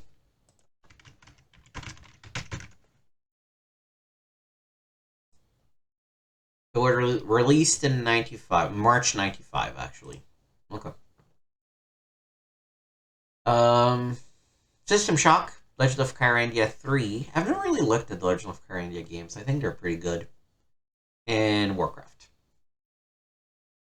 Great Wars on the Information Superhighway. One of the nation's biggest online services has just lowered its rates, but remains to be seen if competitors will follow suit. America Online may not have as many members as, say, CompuServe, but the ones they do apparently like to get online a lot. In October, AOL announced that they're handling over 750,000 logins per day. Prodigy claims to 700,000 sessions a day. And the number stands a good chance of growing even more thanks to the rates becoming effective this past October. The monthly membership fee of $9.95 gives users 5 hours of America Online regardless of where they go or what they do, without any surcharge for 9600 baud or primetime access. That includes unlimited email, download, upload, you name it, but the biggest change is the new rate for time beyond the initial 5 hours, a mere $2.95 per hour, again regardless of where you go or what you do online at any time of day. In a statement explaining the new rate structure, AOL President and CEO Steve Case said, "By reducing our hourly rate, we're saying thank you to our most active customers, those who use more than the 5 hours they get with their $9.95 membership fee." Along with the new pricing comes a new version of the American Online software. The new software, which American Online calls the multimedia version, includes an instant photo feature that allows you to almost instantaneously view a photo before and or during a download. Other additions to the service include ABC Online, MTV Online, National Museum of American History, and the Nature Conservancy Forum. America Online already has over 1 million members, and the new rate structure will undoubtedly lure many more modem owners to the service. The big question, though, is whether or not AOL's major competitors, CompuServe, Genie, and Prodigy, will respond with lower rates of their own. We'll keep you posted on any developments. This is fascinating, where this is really the opposite of today, right? Where the time when you log in or anything doesn't matter at all, but providers are strict with data caps in some regions. Thankfully, not where I am. Holy shit, thank God. But yeah, it's like you get 5 hours a month. 5 hours a month. That was it. And then if you want to pay more, it's $3 per hour, and it's just like, holy shit.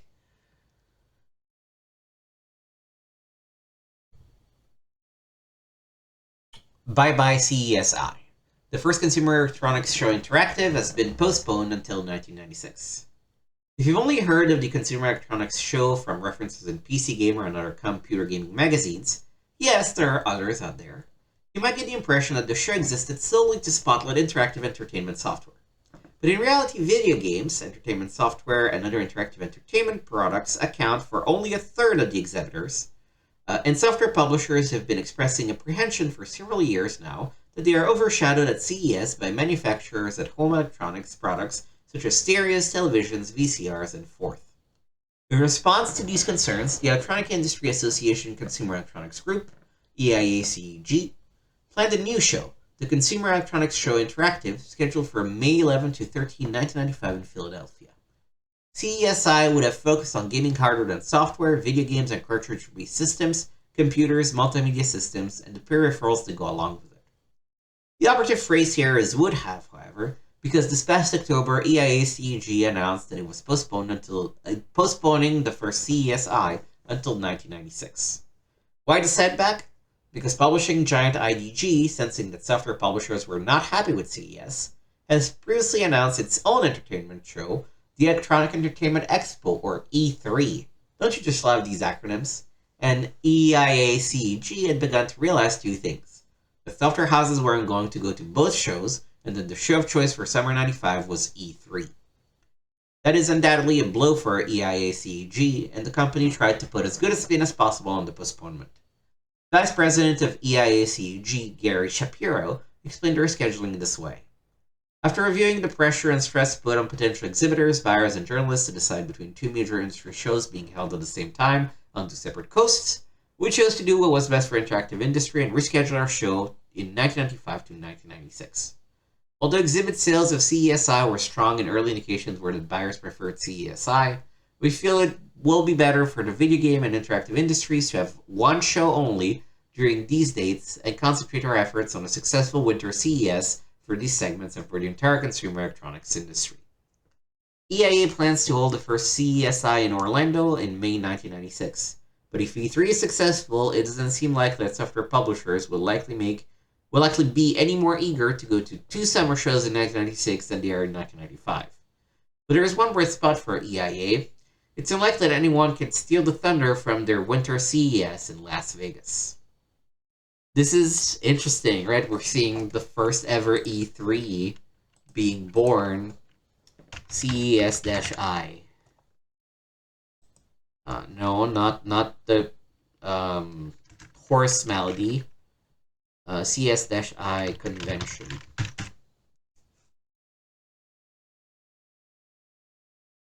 Convention history. Because my guess is that CESI never actually happened. Because, of course, E3 was very successful. And as a result, people were just like, yeah, no, we're going to stick to E3. And they probably just canceled CESI the next year as well. Wow, we're going to get to see the first E3. Huh?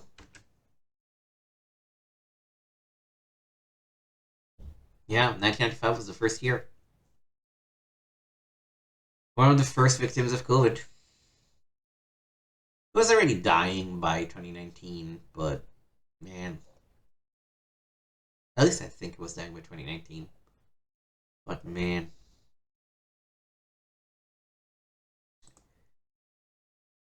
The Rebellion wants you, but not just yet.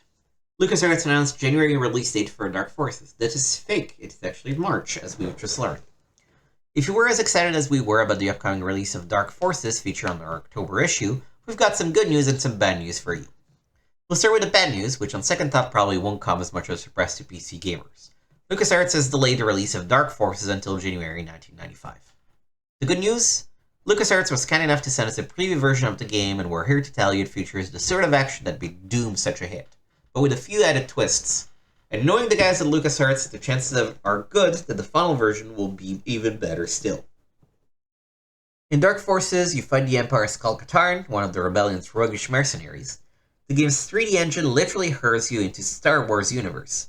The weapons look and sound like those in the films, with terrific lighting effects highlighting each laser blast. Level design and architecture are less maze-like than in Doom and more authentic, making the places and planets you traverse even more vital and realistic. With options of looking up and down, crouching, jumping, and more, the game world of Dark Forces truly is three-dimensional. Each level has its own mission goals. In the first one, for example, you have to find plans for the Death Star. You know, the same plans that the Rebellion forces used to destroy the Death Star in the first movie. Not canon anymore, by the way. Not canon. Not canon. Once you get into the game, you'll learn of the Dark Trooper, the newest and perhaps deadliest threat to the fledgling Rebellion. There are a truckload of first-person action games heading your way, but Dark Forces plays so smoothly and has such great storyline that it could jump right to the head of the pack. Oh, there's one other bit of news about the game, but whether or not it's bad depends on your system. LucasArts is planning to release the game only on CD-ROM. Now, you ready to make that CD-ROM purchase you've been putting off?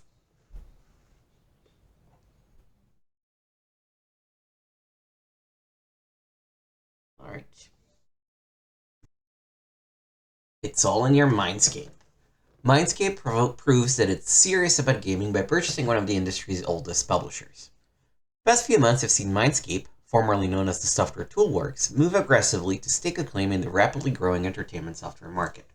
And if there were any doubts as to whether the company was truly serious about its intentions to become a major player in the PC gaming industry, they were put to rest this past October 20th.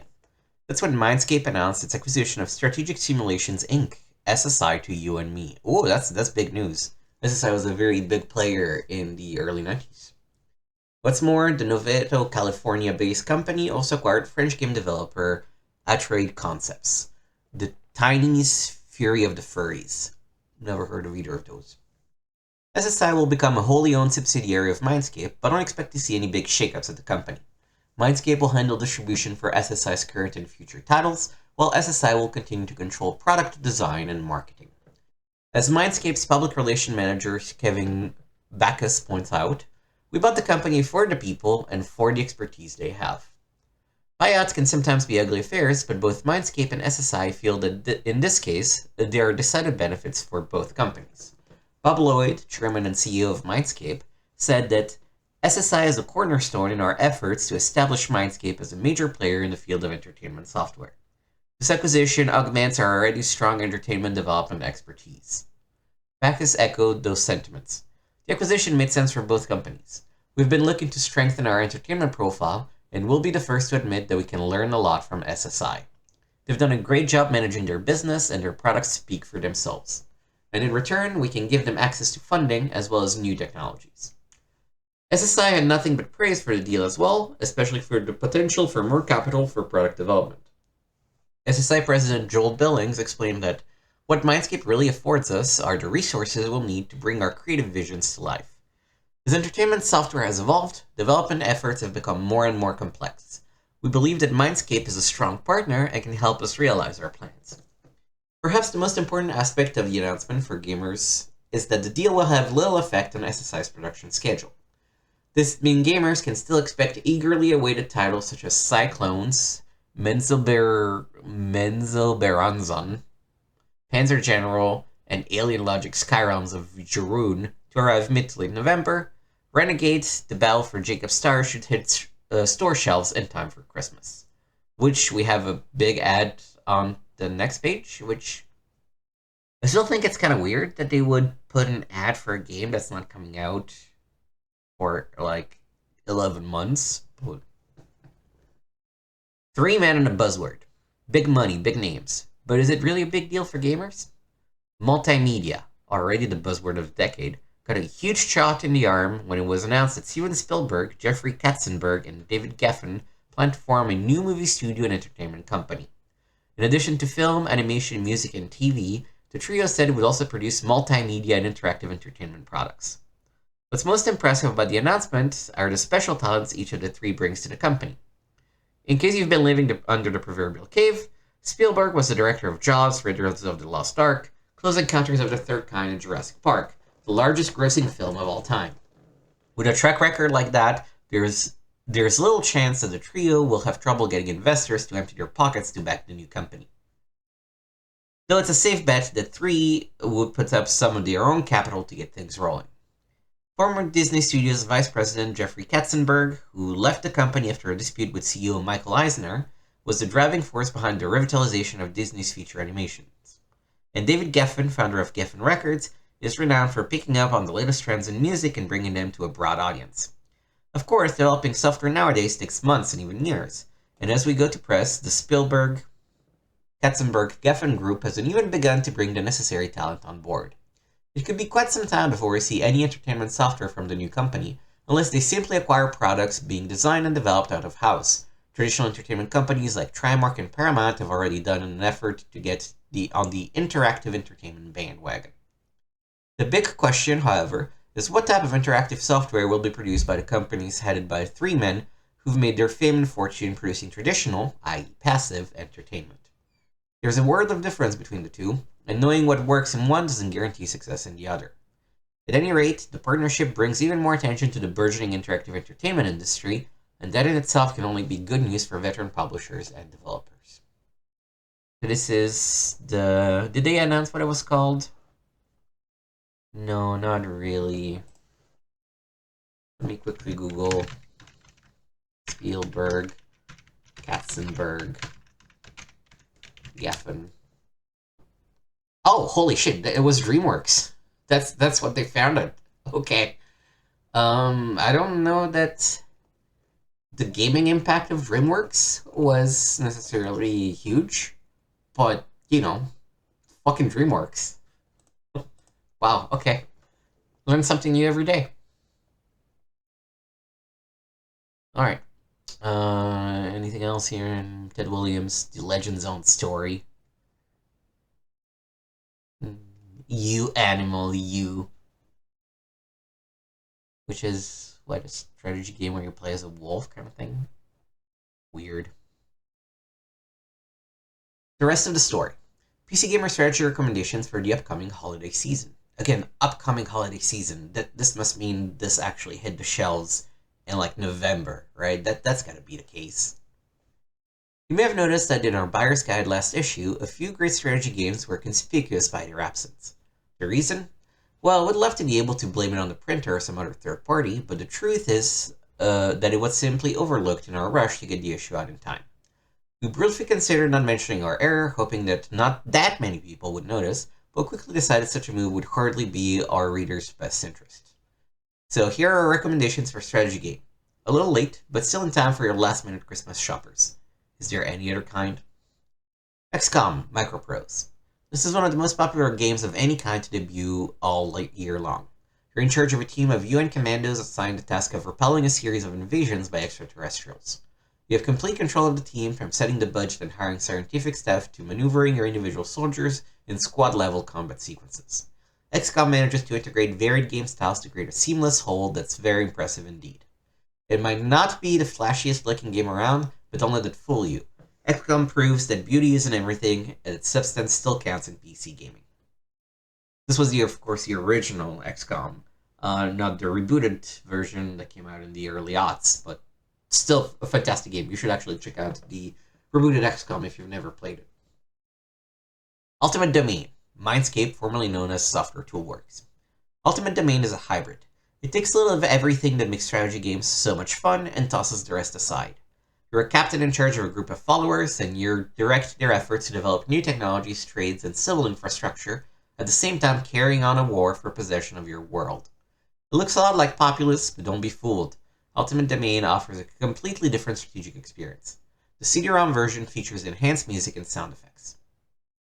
Master of Orion by Microprose. As good as this year has been to the strategy gamer, it's been even better to Microprose. With Master of Orion, Microprose managed to sue up its reputation as one of the finest producers of strategy games around, a reputation based in part on such hits as Civilization and Railroad Tycoon. Master of Orion puts you in competition with alien races, all of whom are trying to conquer the others while expanding their galactic empires. It's strategy on a grand sci-fi scale and is already a classic of the genre. SimCity 2000 Maxis. At its most basic level, SimCity 2000 is an upgrade of the earlier SimCity. You build and then manage your own city. But Maxis has so thoroughly updated the classic, adding SVGA graphics, new sound effects, and more detailed control over your city and environment. It's one of those titles that is sure to please just about everyone. Lords of the Realm Impressions. A historical strategy game, Lords of the Realm puts you in medieval England and challenges you to manage your own county and build your wealth and resources, and ultimately to unite the Isle under your rule. This is an elegant, thoughtful game and will appeal to any desktop historian. Some more sound strategies. If your holiday gift recipient already has those titles, there are still more well worth considering. Merchant Prince from QQP, for example, is a very good incarnation of the sea trading premise. Buy goods, get them to port, and build your fortune. If you're the multimedia fanatic, there's The Horde from Crystal Dynamics. This one will please you with its smooth video cutaways and fast-paced action strategy sequences. Detroit from Impressions is just a thing for the aspiring automagnate. SSI's Surf City Life is Feudal should win some kind of award for its title, and the gaming's not bad either. When we recommend Sierra's Outpost, we caught a lot of flack from gamers who thought it was too buggy and difficult, but we're gonna recommend it again. And for something really different, take a look at Eidolon's Millennium Auction. This multimedia extravaganza will wow you with its graphics and keep your interest with its offbeat gameplay. And finally, the Bridge lover will be delighted with Bridge Olympiad from Great Game Products. It's one of the best Bridge titles ever to hit the PC. And watch out for... We haven't reviewed them yet, but these titles hold some real promise and will be available by the time those holidays roll around. First up is Hammer of the Gods from New World Computing. Play as a Viking, doing that conquest thing the Viking do so well. If you read the feature on Transport Tycoon, you should already know that we think this could be one of the best strategy and resource management games of the year. Try the demo on either the PC Gamer demo floppy or CD-ROM. Even with only Transport Type available, you'll see why we think this could be a real delight. CD-ROM Zone. Avoid a Christmas hassle. Shop from the comfort of your own home. This is it coming from Texas? Ooh, they got new adult titles. Busty Babes 3. Digital Dreams Plus. But they also have sort of the standard. It's interesting that for some of the King's Quest 7 you have to call. I don't know why.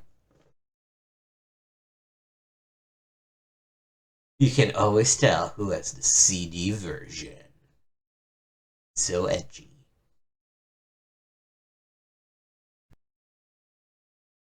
Cover feature. Planes, trains, automobiles, and ships too. Micropro's follow-up to the classic Railroad Tycoon gives you the opportunity to build a mighty transportation network from scratch, and you don't even need any startup capital. Transportation is the engine that drives civilization. If it were all to shut down tomorrow, entire countries would grind to a screeching halt. Economies would crash, our methods of defense and warfare would be thrown into the dark ages, our contact with the rest of the world would fade and ultimately vanish. Yet we take road, rail, air, and sea transport for granted, never quite realizing how much we depend on them for just about everything in our lives. Even before there were machines of mass transport, we traveled, using whatever means were available. As far back as 1400 BC, the Egyptians used reed boats to trade with a place called Punt, believed to be Madagascar. Phoenicians developed an intricate and closely guarded network of trade, getting products through overland routes and shipping them to all the corners of the Mediterranean on sturdy ships. We can trace trade patterns among the natives of ancient America as they move beads and precious stones from Peru to Oklahoma. The infrastructure of global transport has grown and become more refined, so that it now defines our lives, and our futures, more than it ever has. Steel ore must be moved from the mines of the factory for smelting, and then move again to Detroit or Mexico to be turned into cars.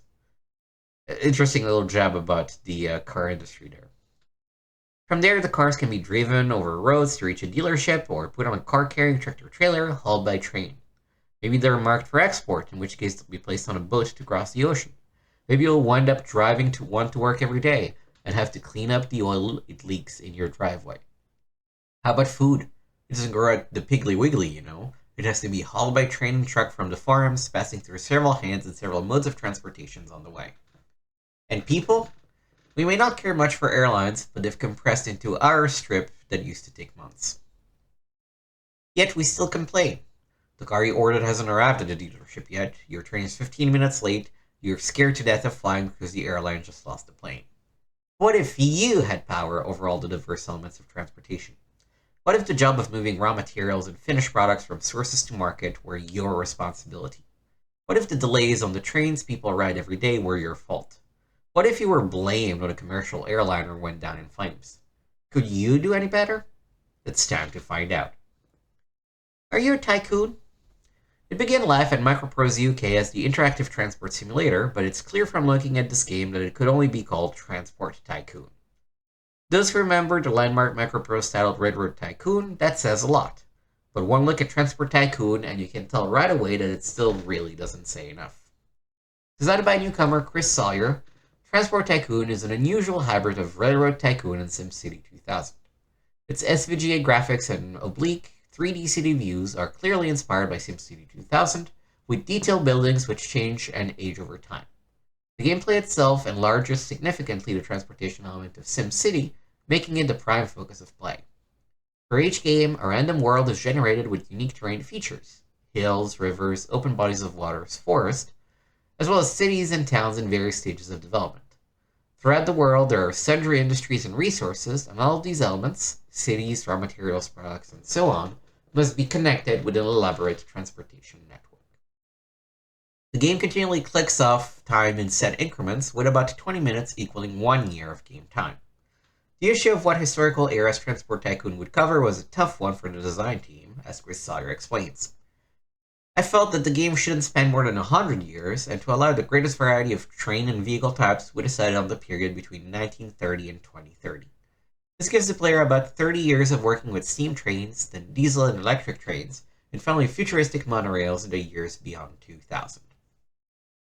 So if 20 minutes is 1 year of game time, that means 1 hour of real time is 3 years. So a campaign could last 33 hours, it seems. Does this mean that the great age of rail or spaceship or the far future will never be part of the game? Maybe.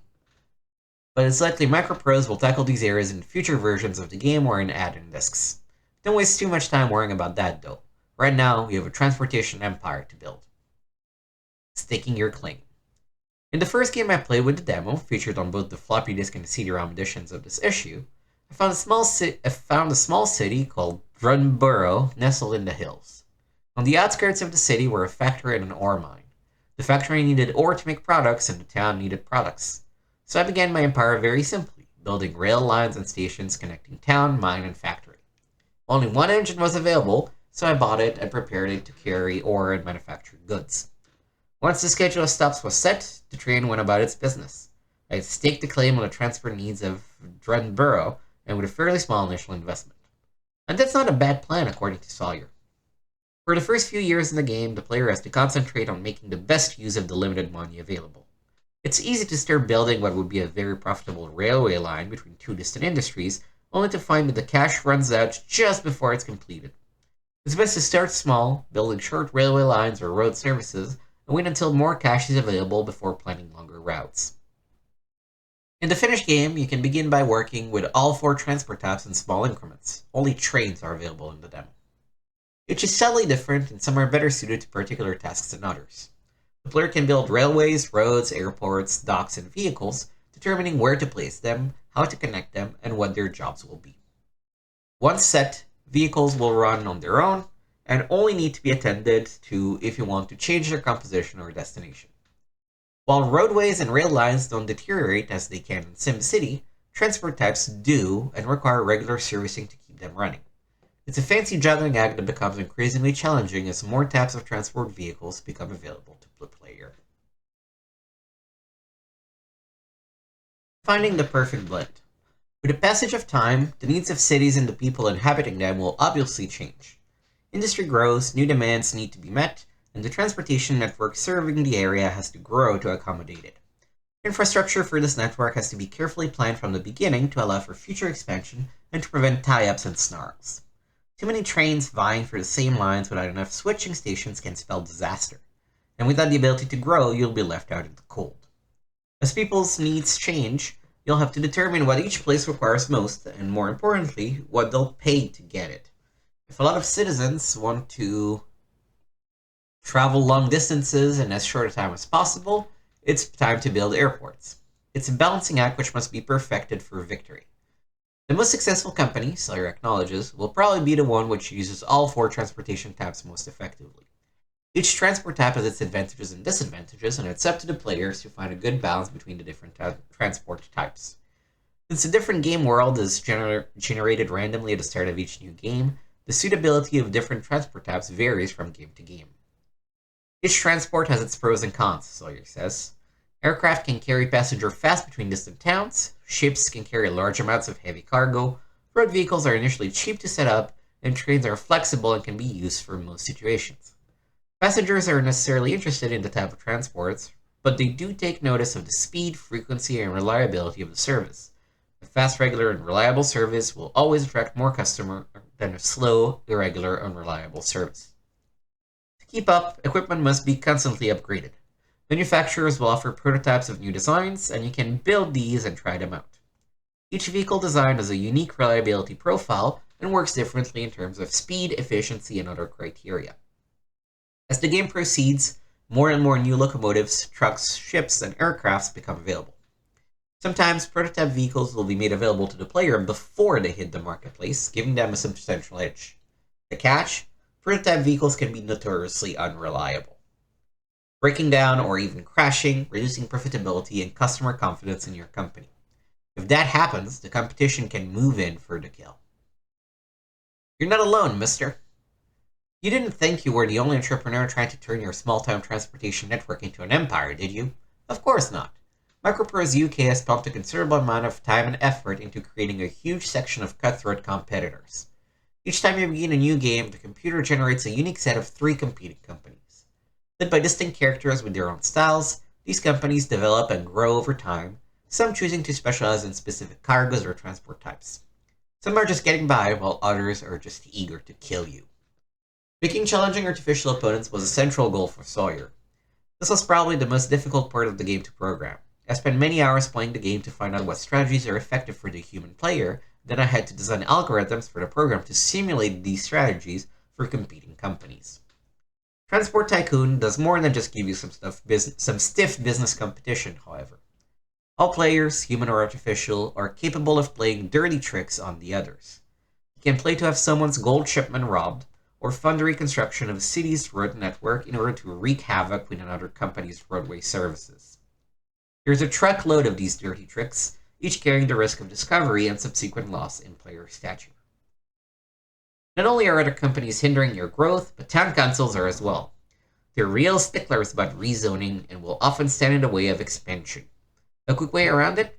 Transport Tycoon allows you to bribe city officials to let you build where you please. Wow, talk about realism. And as if all that weren't enough, you also have to worry about various disasters. Sawyer is being coy about just what kind, destroying your systems. Everything you asked for. Cutthroat competitors, dirty tricks, snooty town councils, bribing government officials, natural disasters. Heck, there's even serial port head-to-head play. It's everything you could have ever wanted in a game of this type. Every kind of air, water, and ground transport from the 1930s until a hypothetical future of monorails and matter transport is here for you to tinker with. Take chances on new vehicle types, destroy the competition, and shuttle people and things from place to place. What more could you ask for? Did you ever plan an entire SimCity around a transportation network? Knock down buildings to make an overpass or lay a highway? Well, that was kid stuff compared to this. Transport Tycoon makes you Aristotle Onassis, Howard Hughes, Cornelius Vanderbilt, and Jimmy Hoffa all wrapped into one. From the looks of it, Microprose is another classic on its hands, with just the right combination of great graphics, simple interface, strong competition, and open-ended design to addict people as much as Railroad Tycoon did. I don't think they succeeded, because this is the first time I've heard of this one. Then again, all the Tycoon games kind of blend with each other. It's cool to see that there's various zoom levels. Decisions. When choosing the type of transportation you'll use to serve an area, you must balance reliability, cost efficiency, and all the other aspects of each vehicle to determine which is best for your needs. Sometimes this only comes with trial and error, but a quick look at the specs for each transportation can tell you a lot. We've culled a few of each type from the game as it existed up until 1981. Each comes with several different gauges of quality. Base yearly cost. This reflects the initial purchase cost of each vehicle and the amount it will cost you each year to keep it in service. Note as British pounds for the game, these figures were taken from. Speed in miles per hour, capacity, lifespan before it needs to be replaced, and reliability. And there's a huge table that tells you the base and yearly cost and all that, which I'm not sure what the point of it is, except to show that there's a whole bunch of different things. Like you can build hovercrafts and passenger ferries, and a Concorde, and an Airbus A300. Yeah, but this data is pointless to us unless we actually play the game. In which case, all this data should be in the game, right? Pizza Tycoon. Talk about weirdness. When Macroprose said they were doing a title called Pizza Tycoon, I thought it was a gag. It's not. Macroprose's newest import from Europe, it was originally called Pizza Connection. Wonder if they changed it because of the heroin smuggling case a few years back. Looks to be a tongue-in-cheek take on Tycoon-type games. A business sim laced with humorous touches. At the start of the game, you choose a character and then use the wad of cash you've been given to build a pizza parlor in the city of your choice. With the remaining money, you hire waiters and chefs, quote unquote. I'm adding the quote unquote, but yeah, chefs. Plan an advertising campaign, design a menu, and furnish your new restaurant. Along the way, you have to deal with various problems such as visits from the local authorities and quite probably the mafia. And there are business decisions. Which chef should you hire? What gimmicks can you think of to attract customers? What dirty tricks can you play to thwart the competition? And you won't stand much chance of success if you don't do something to make your joint stand out from the crowd. Do you aim for a smaller but wealthier clientele by offering lobster and seaweed on your pie? Or do you go for a more traditional menu? Heck, you can even choose what kind of furniture to place in your restaurant. Contemporary, cheap, fancy, and so on. Pizza Tycoon can be played in two ways. In free mode, you have complete control over your business, while mission mode requires you to accomplish certain goals to win. The free game can last as long as you wish, with the only limits being the death of your character. Each character, and there are 100 planned for the game, has different ratings and attributes such as wealth, dexterity, culinary skills, popularity, age, health, and so on. And these can either grow or diminish as the game proceeds. From the pics I've seen, it looks like this could be a light, fun game for a wider audience than, say, Detroit. And after hearing about it, I realized that the possibilities for Tycoon, like with the sim games, are endless. My pick is Fertilizer Tycoon, in which you have to be the first person to make $1 million selling dung. Fertilizer Tycoon, not an actual game. Stonekeep. The CD-ROM role-playing experience for IBM and compatibles. The graphics look cool. I bet this game is probably bad. This is Microsoft Golf 2.0. Oh, clearly a Windows game. This is just Pinball Arcade CD-ROM. Settle up and ride the role-playing revolution for Lords of Midnight. Coming in October. PC Gamer's Reader's Top 40. We knew we ran out of top 40 best games of all time in the August issue. It just might raise the ire of a few of our readers. As it turned out, we've raised nearly everyone's ire. Almost from the day that issue hit the newsstand or mailbox, we've been flooded with letters, phone calls, and faxes. Readers on the internet, CompuServe, America Online, and other online services took potshots at us, saying we had a lot of nerve running such a list in our third issue. Obviously unaware that all the PC Gamer editors worked on the 5-year-old PC Entertainment and have been playing games even longer than that.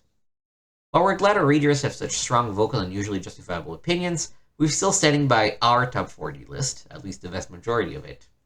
But just as we promised when we published the list, we've compiled all of your lists to recreate PC Gamer's readers' top 40 games of all time. So without further ado, here are your choices. And by the way, does this mean we get to start insulting you? Alright, let's see. Number 40, V for Victory, Utah Beach. PCG ranking 14. It's a series of military simulations. Star Control 2 is 39 versus 21. Ultima 7, The Black Gate is included here. I feel like it was probably not old enough to be included in the original list. They did 7 The Black Gate, 7 Part 2 Serpent Isle, and 2 add-on discs. Comanche Maximum Overkill was also not on the original list. Gabriel Knight Sins of the Father, 36. That's a good one. King's Quest 5? Oh, interesting. 5 was the overwhelming favorite. Pinball Fantasies, number 34. Star Trek 25th Anniversary Edition, number 33. Rebel Assault, number 32, which is a flight simulator, right? I think so. Secret Weapons of the Luftwaffe by LucasArts, 31. Again, another flying simulator. SimCity number 30. TIE Fighter number 29. Oh boy, these PC readers. Big flying sim nerds, huh? Ultima 8 Pagan. Apparently people really liked it. Bart's Tale number 27. Chuck Yeager's Air Combat number 26. Myst number 25. IndyCar Racing number 24. Sam Max Hit the Road number 23. Yeah, big fan of this one. We should play it on the channel at some point. Secret of Monkey Island number 22. Worth it. Syndicate number 21. I've never touched it, but I know it's considered a classic. Railroad Tycoon number 20. Falcon 3.0 number 19. Lemmings number 18. Betrayal at Krondor number 17. The Seven Guests at number 16. This feels high to me. I guess it was, innovative and original, but number 16, like the puzzles in the game are very bland and very generic, but hey. Ultima Underworld 2, number 15. Indiana Jones and the Fate of Atlantis, number 14. See the full playthrough on the channel. This is definitely a great game. Some issues with, it being a adventure from the time with backtracking and the like, but very good game still. Lynx 36 Pro. Day of the Tentacle. Dune 2. And I guess this is here because it was the first RTS and nothing had really come out yet. I mean, Warcraft was on demo disc, but it's probably still coming out. Front Page Sports Football Pro. Is this actual football? Yeah, it's actual football. As opposed to soccer. This is over Europe. More flight sim stuff at number 9. Red Baron at number 8. Return to Zork at number 7. I'm kind of surprised to see a Zork game here. I guess this was one with actual graphics, but Civilization at 6. Alone in the Dark at 5. Wing Commander at 4. Wolfenstein 3D at 3. X-Wing at 2. And Doom at number 1. Now, Doom being number 1, it's Doom. There's nothing else to say about it. But again, like 1, 2, 3, 4. How many more? 5, 6, 7, 8, 9 flight sims in the top 40. That really tells you how flying simulation games were a PC genre that starting in the early aughts just completely vanished. I wonder what happened. Like, why has nobody done like a reboot of Wing Commander and stuff? It's like what are we waiting for? The Legend of Carandia, Book 3.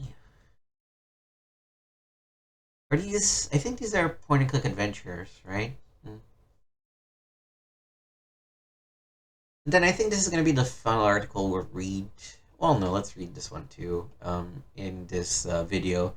But we're going to stop shy of the reviews. I think we're going to end this video after reading these last 2 articles. Next time, I think I'll probably just check out the demo disc and sort of play through all the demos included in the demo disc. Then we'll read the second half of the magazine and then play some of the games that got reviewed. I would definitely check at least all of the Editor's Choice and other games that we find interesting.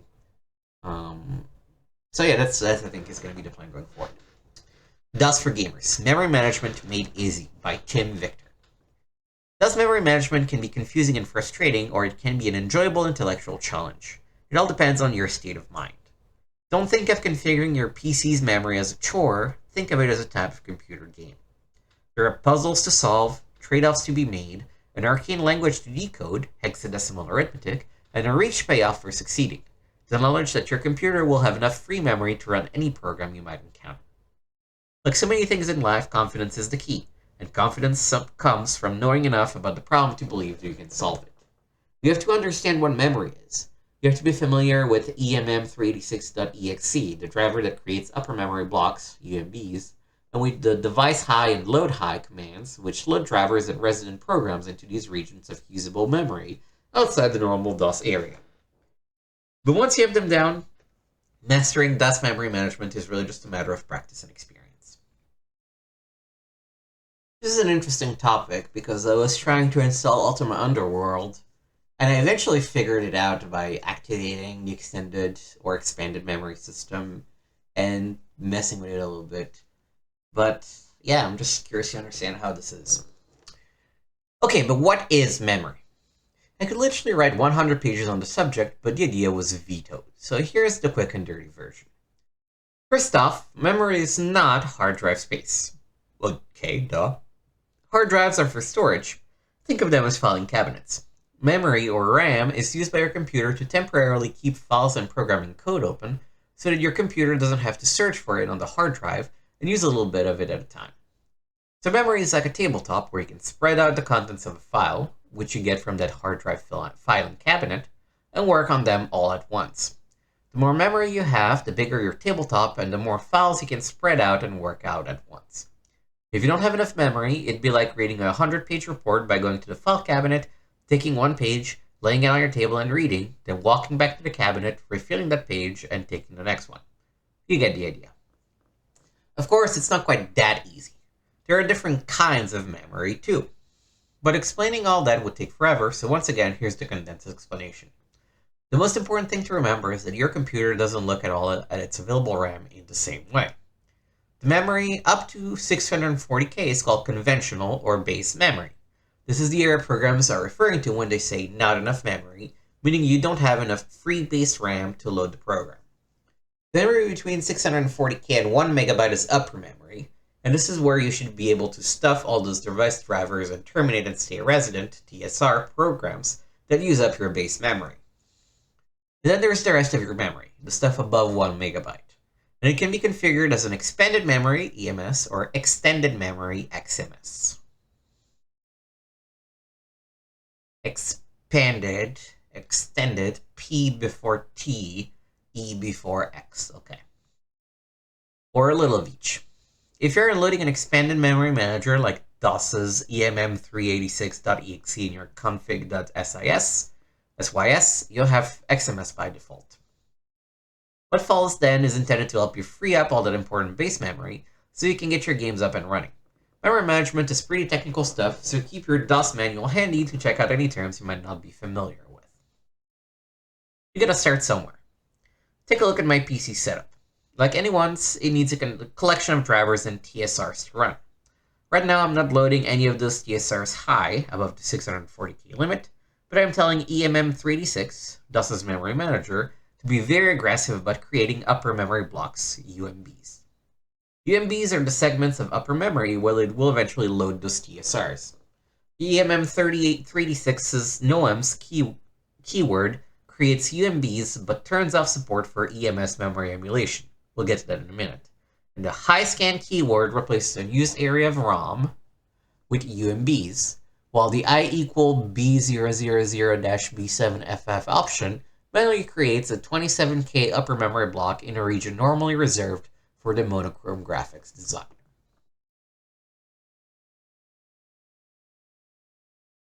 So, what am I looking at? Where is it? I don't understand where we're supposed to be. It says, take a look at my PC setup. Where's your PC setup?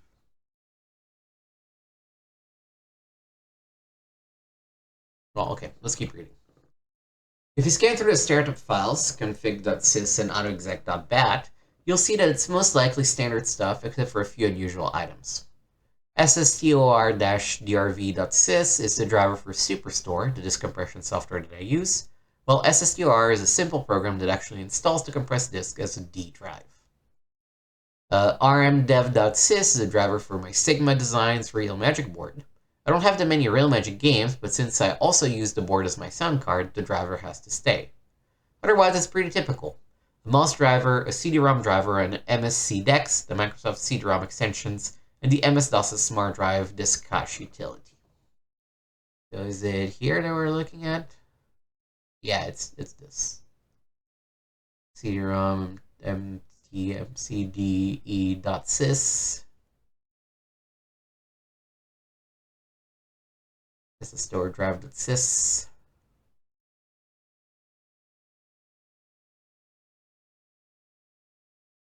One thing you'll use often as you configure your system's memory is the MEM utility included with DOS. Just type mem from any prompt, followed by slash or backslash. I think that's slash. Yeah. Slash C for a multi-detail report and slash F for a list of free UMBs to get a tally of your system's memory usage. Right now, the mem utility shows that I only have 517K of free base memory to load programs in, and I'd like to have a lot more than that. Few games these days will run if you have less than 560K free, and many want more than that. Smart Drive is the only program that automatically loads itself into upper memory, so there's plenty of room for improvement. Since there are 162K bytes free in the largest UMB, and less than 120K of conventional memory is being used, this should be a cinch. Again, I'm not sure what is the...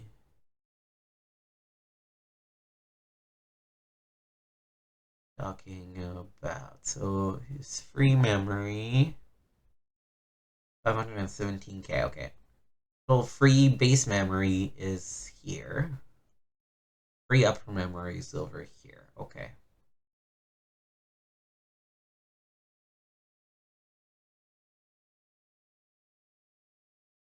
With 192K available in the second UMB, you could park a bus up there. In this configuration, loading everything high is just a matter of changing device equal lines to device high equals in config.sys and inserting LH, short for load high, at the start of certain line in autoexec.dat. The /L-2, it looks like, option is a manual instruction telling DOS to use the second UMB region. We don't even have to bother with that pity 27K UMB. And with 620K bytes free for DOS programs, it's hard to complain about the outcome. Now it gets harder. Oh, and so I guess this is where he did things, right? He added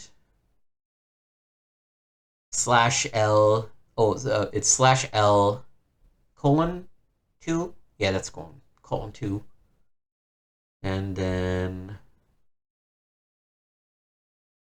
where else did you change? In the config.sys, it changed device equals C to device high equals C /L:2.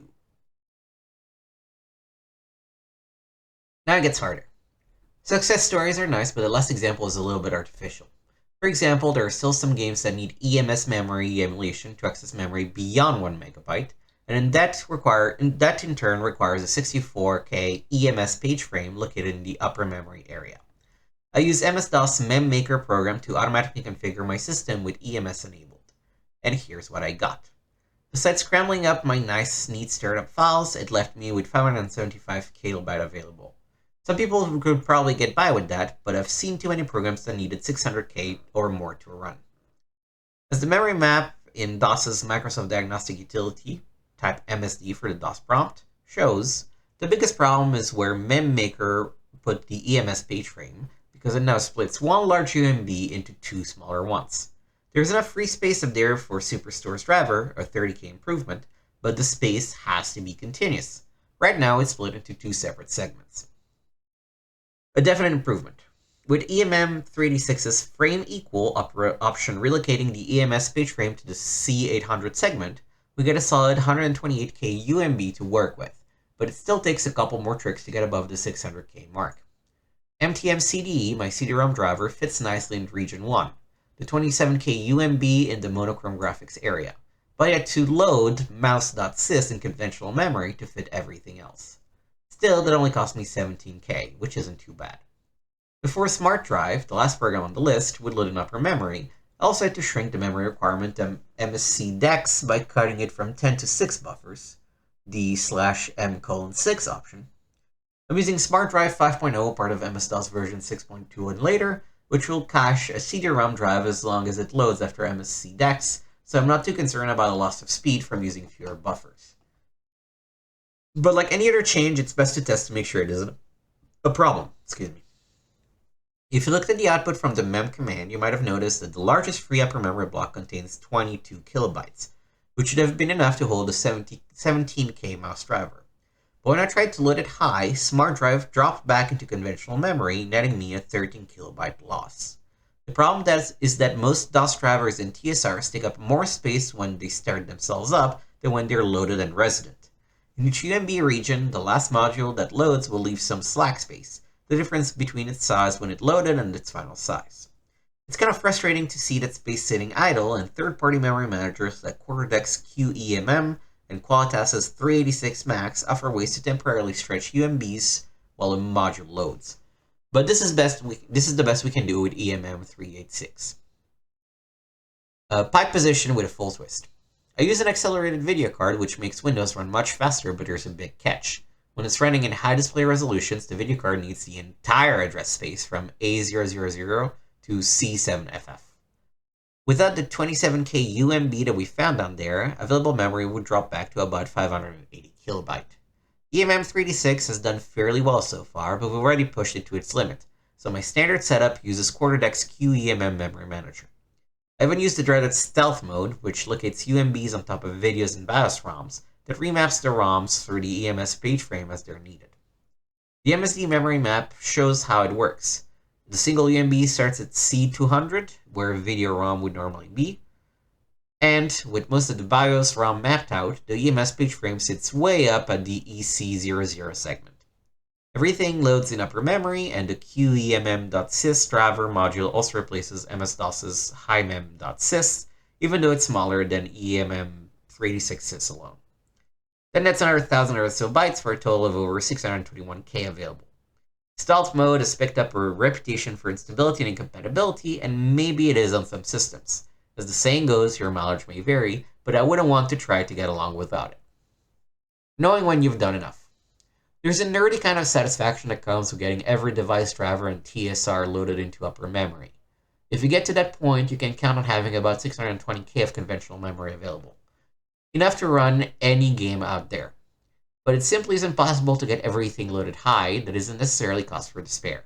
Only a few games are so greedy that they demand much over 600 kilobyte, with the ever-increasing popularity of DOS extenders, that for 640K of memory becoming less and less precious. For example, Doom will run with less than 400K of conventional memory DOS-free, as long as you have a couple megabytes of extended memory available to use. In general, 600 kilobyte of free DOS memory will do the job most of the time, and this is an achievable goal for most systems. Okay, that explains to you what kilobyte is, which we don't need. A PC's config.sys and autoexec.bat files are sort of its basement and attic. We only go in there when we absolutely have to, and we can't remember where half of the junk in there came from in the first place.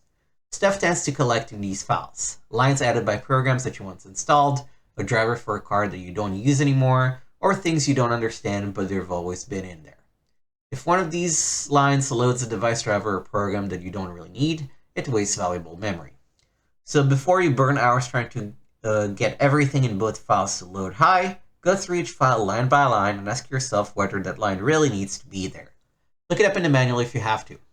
You'll find lines lurking inside your config.sys that load drivers like ANSI.sys, which you might be able to live without, and EGA.sys, which you almost certainly don't need, and lines that set unnecessary large values for the files, buffers, and stacks keywords.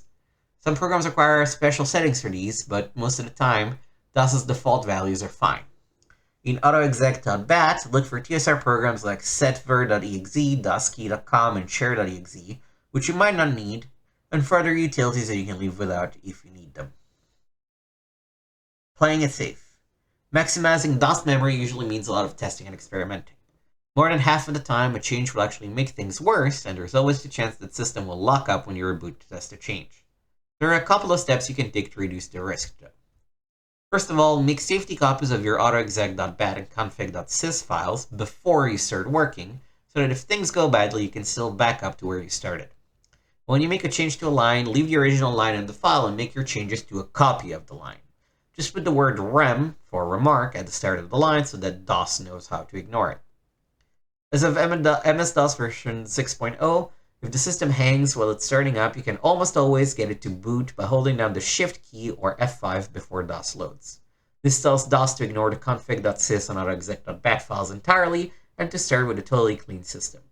You can also press the F8 key to step through config.sys one line at a time, which helps a lot when you're trying to figure out which line is making the system hang. With these emergency exits available under DOS 6, boot floppies aren't needed as often as they have been, but it's still a good idea to have one around. If you need to create one, just type in format a:/s at the DOS prompt, then put in a new disk or one that you don't mind erasing. Formatting will wipe out all the data in the disk. And that's all there is to it. They still didn't quite explain the difference between expanded memory and extended memory.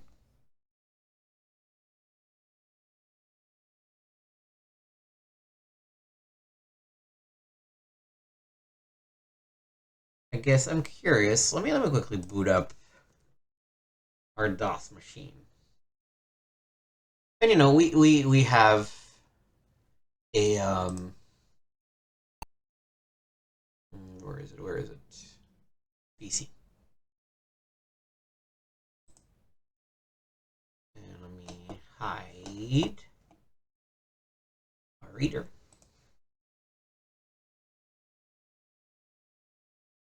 I guess because I've installed this disk that I found on a YouTube channel that does a lot of this retro stuff, we just have mouse and drive automatically installed and everything works nice. But does high mem? Oh no, what is it? Was it EMM 386? Is that how we? So we have 16 kilobyte of expanded memory available.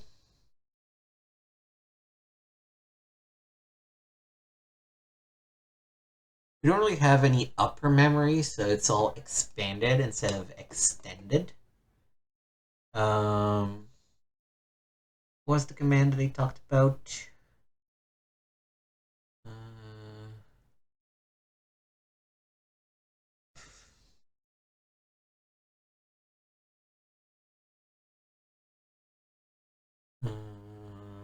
Just type mem. Didn't I type mem?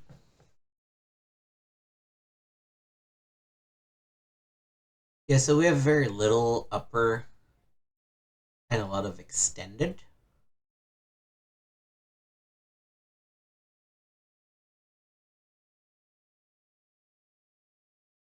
Though, okay, so EMM 386 is using XMS to simulate EMS memory as needed. So we kind of have a hack that probably came with more advanced versions that lets us not really care about which kind of memory we have as long as we have it. And if you're curious, the reason for this is that original DOS, when it was first designed, computers only reached at most 600K of memory. And then when people started adding RAM, they had to figure out a way to deal with it. All right. I don't know that was necessarily that very instructive, but we've checked out what our system looks like. And it was an interesting read, right? We learned a little bit about how to access things, and I'll keep it in mind if we ever run into an issue installing one of the demos or a game at some point. All right. It's kind of cool that they show you the diagnostic of the thing. I shut down the DOS machine, but it's kind of cool that you literally can see the various addresses and what's in them. All right. Last thing, beyond gaming, a quick survey of the non-game CD-ROMs of special interest to the inquisitive gamer. Look, I'm not going to claim that CD-ROMs have changed the world, but I certainly think that they are beginning to change the way that many of us find out about things in the world. Multimedia disks have given us new ways of consulting huge masses of information, discovering the connections that interest us, and linking together what we've learned. CD-ROMs, the better ones at least, encourage us to explore whole realms of knowledge at our own pace, pursuing our own lines of inquiry, and forging fresh links to aid our understanding of the material. And they do all this with infinite patience, allowing us to pursue our fascination with history of World War II artifacts, aircrafts, or anything else that interests us at our own pace in ways that weren't possible just a few years ago. Multimedia programs bring their subject matter to life. We can actually hear Roosevelt and Churchill's stirring speeches for ourselves, or listen as a native speaker pronounces a difficult foreign word, or watch an animated map as it charts an unfolding military campaign. CD-ROMs really have made finding out about things a whole lot more enjoyable than it used to be. As the disk editor and a contributor to CD-ROM today, dozens of disks pass over or near my desk every week. So when Matt asks me to choose a few non-gaming titles that shouldn't be overlooked by its Sonar Cord readership, I thought, hey, that should be easy. Wrong. A couple of years ago, even a few months back, it would have been possible to compile a fairly exhaustive list of recommended discs. Now there are just so many being published that it's impossible to be definitive. The other problem is the fine shading between reference, education, edutainment, and game programs that is hopelessly smudged. Castles 2, for example, which I would categorize as a game disc, contains some excellent documentary clips about the building and management of castles. On the other hand, some reference education titles have so many built-in games that it's hard to know if they're meant to be learning aids or merely so many sales points. Anyway, I conscientiously compiled a short list of titles that A, I felt would make worthwhile additions to your own collections, and B, exploit multimedia resources to the fullest, and some of them really push the envelope, and C, in many cases, have an informal content that will add an extra dimension to your computing gaming activities. I drew up a list of nearly 100 titles, then cut it back and organized the final choices into the broad categories of history, general sort of, military history, aeronautics and space exploration, plus some quick comments on the side about movie databases and general reference works. The balance towards historical titles is deliberate. So many of the reality-based simulators and games you play are, in effect, alternate history generators. In most cases, the object being to get things to work out differently from the recorded facts.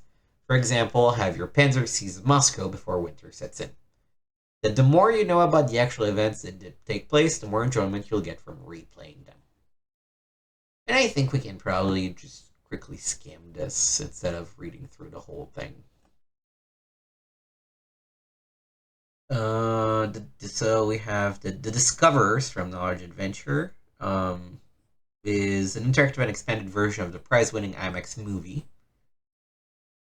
Ancient Lands from Microsoft is about just things from Egypt, Rome, and Greece.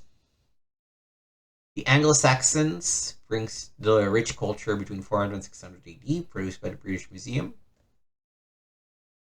Leonardo the Inventor, about the life of Leonardo da Vinci. The Presidents, it all started with George. Can examine the career of the presidents chronologically, delve into stuff. JFK assassination, a visual investigation. You get to study the Zapruder film frame by frame. Jeez.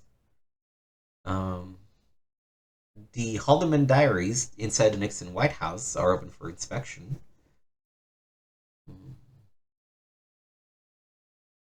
And more stuff. The Playboy interviews.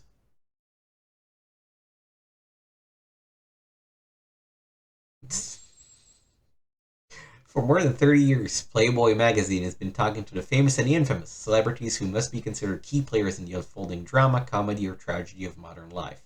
The entire run of 352 of these in-depth discussions have been gathered on the Playboy interviews. It's like the people that buy Playboy for the articles. Sure. A bunch of military histories. I mean, so, depict this list not from the most interesting things, but the things that were most gaming adjacent, really. List of all things with prices. $159 for a small blue plant. $300 for Library of the Future. I want to find that. Where do you have it? You gotta have it somewhere. Americans in Space, Shuttle Astronaut. Blue Yonder, Jets. Silver Screen Connection. These are databases.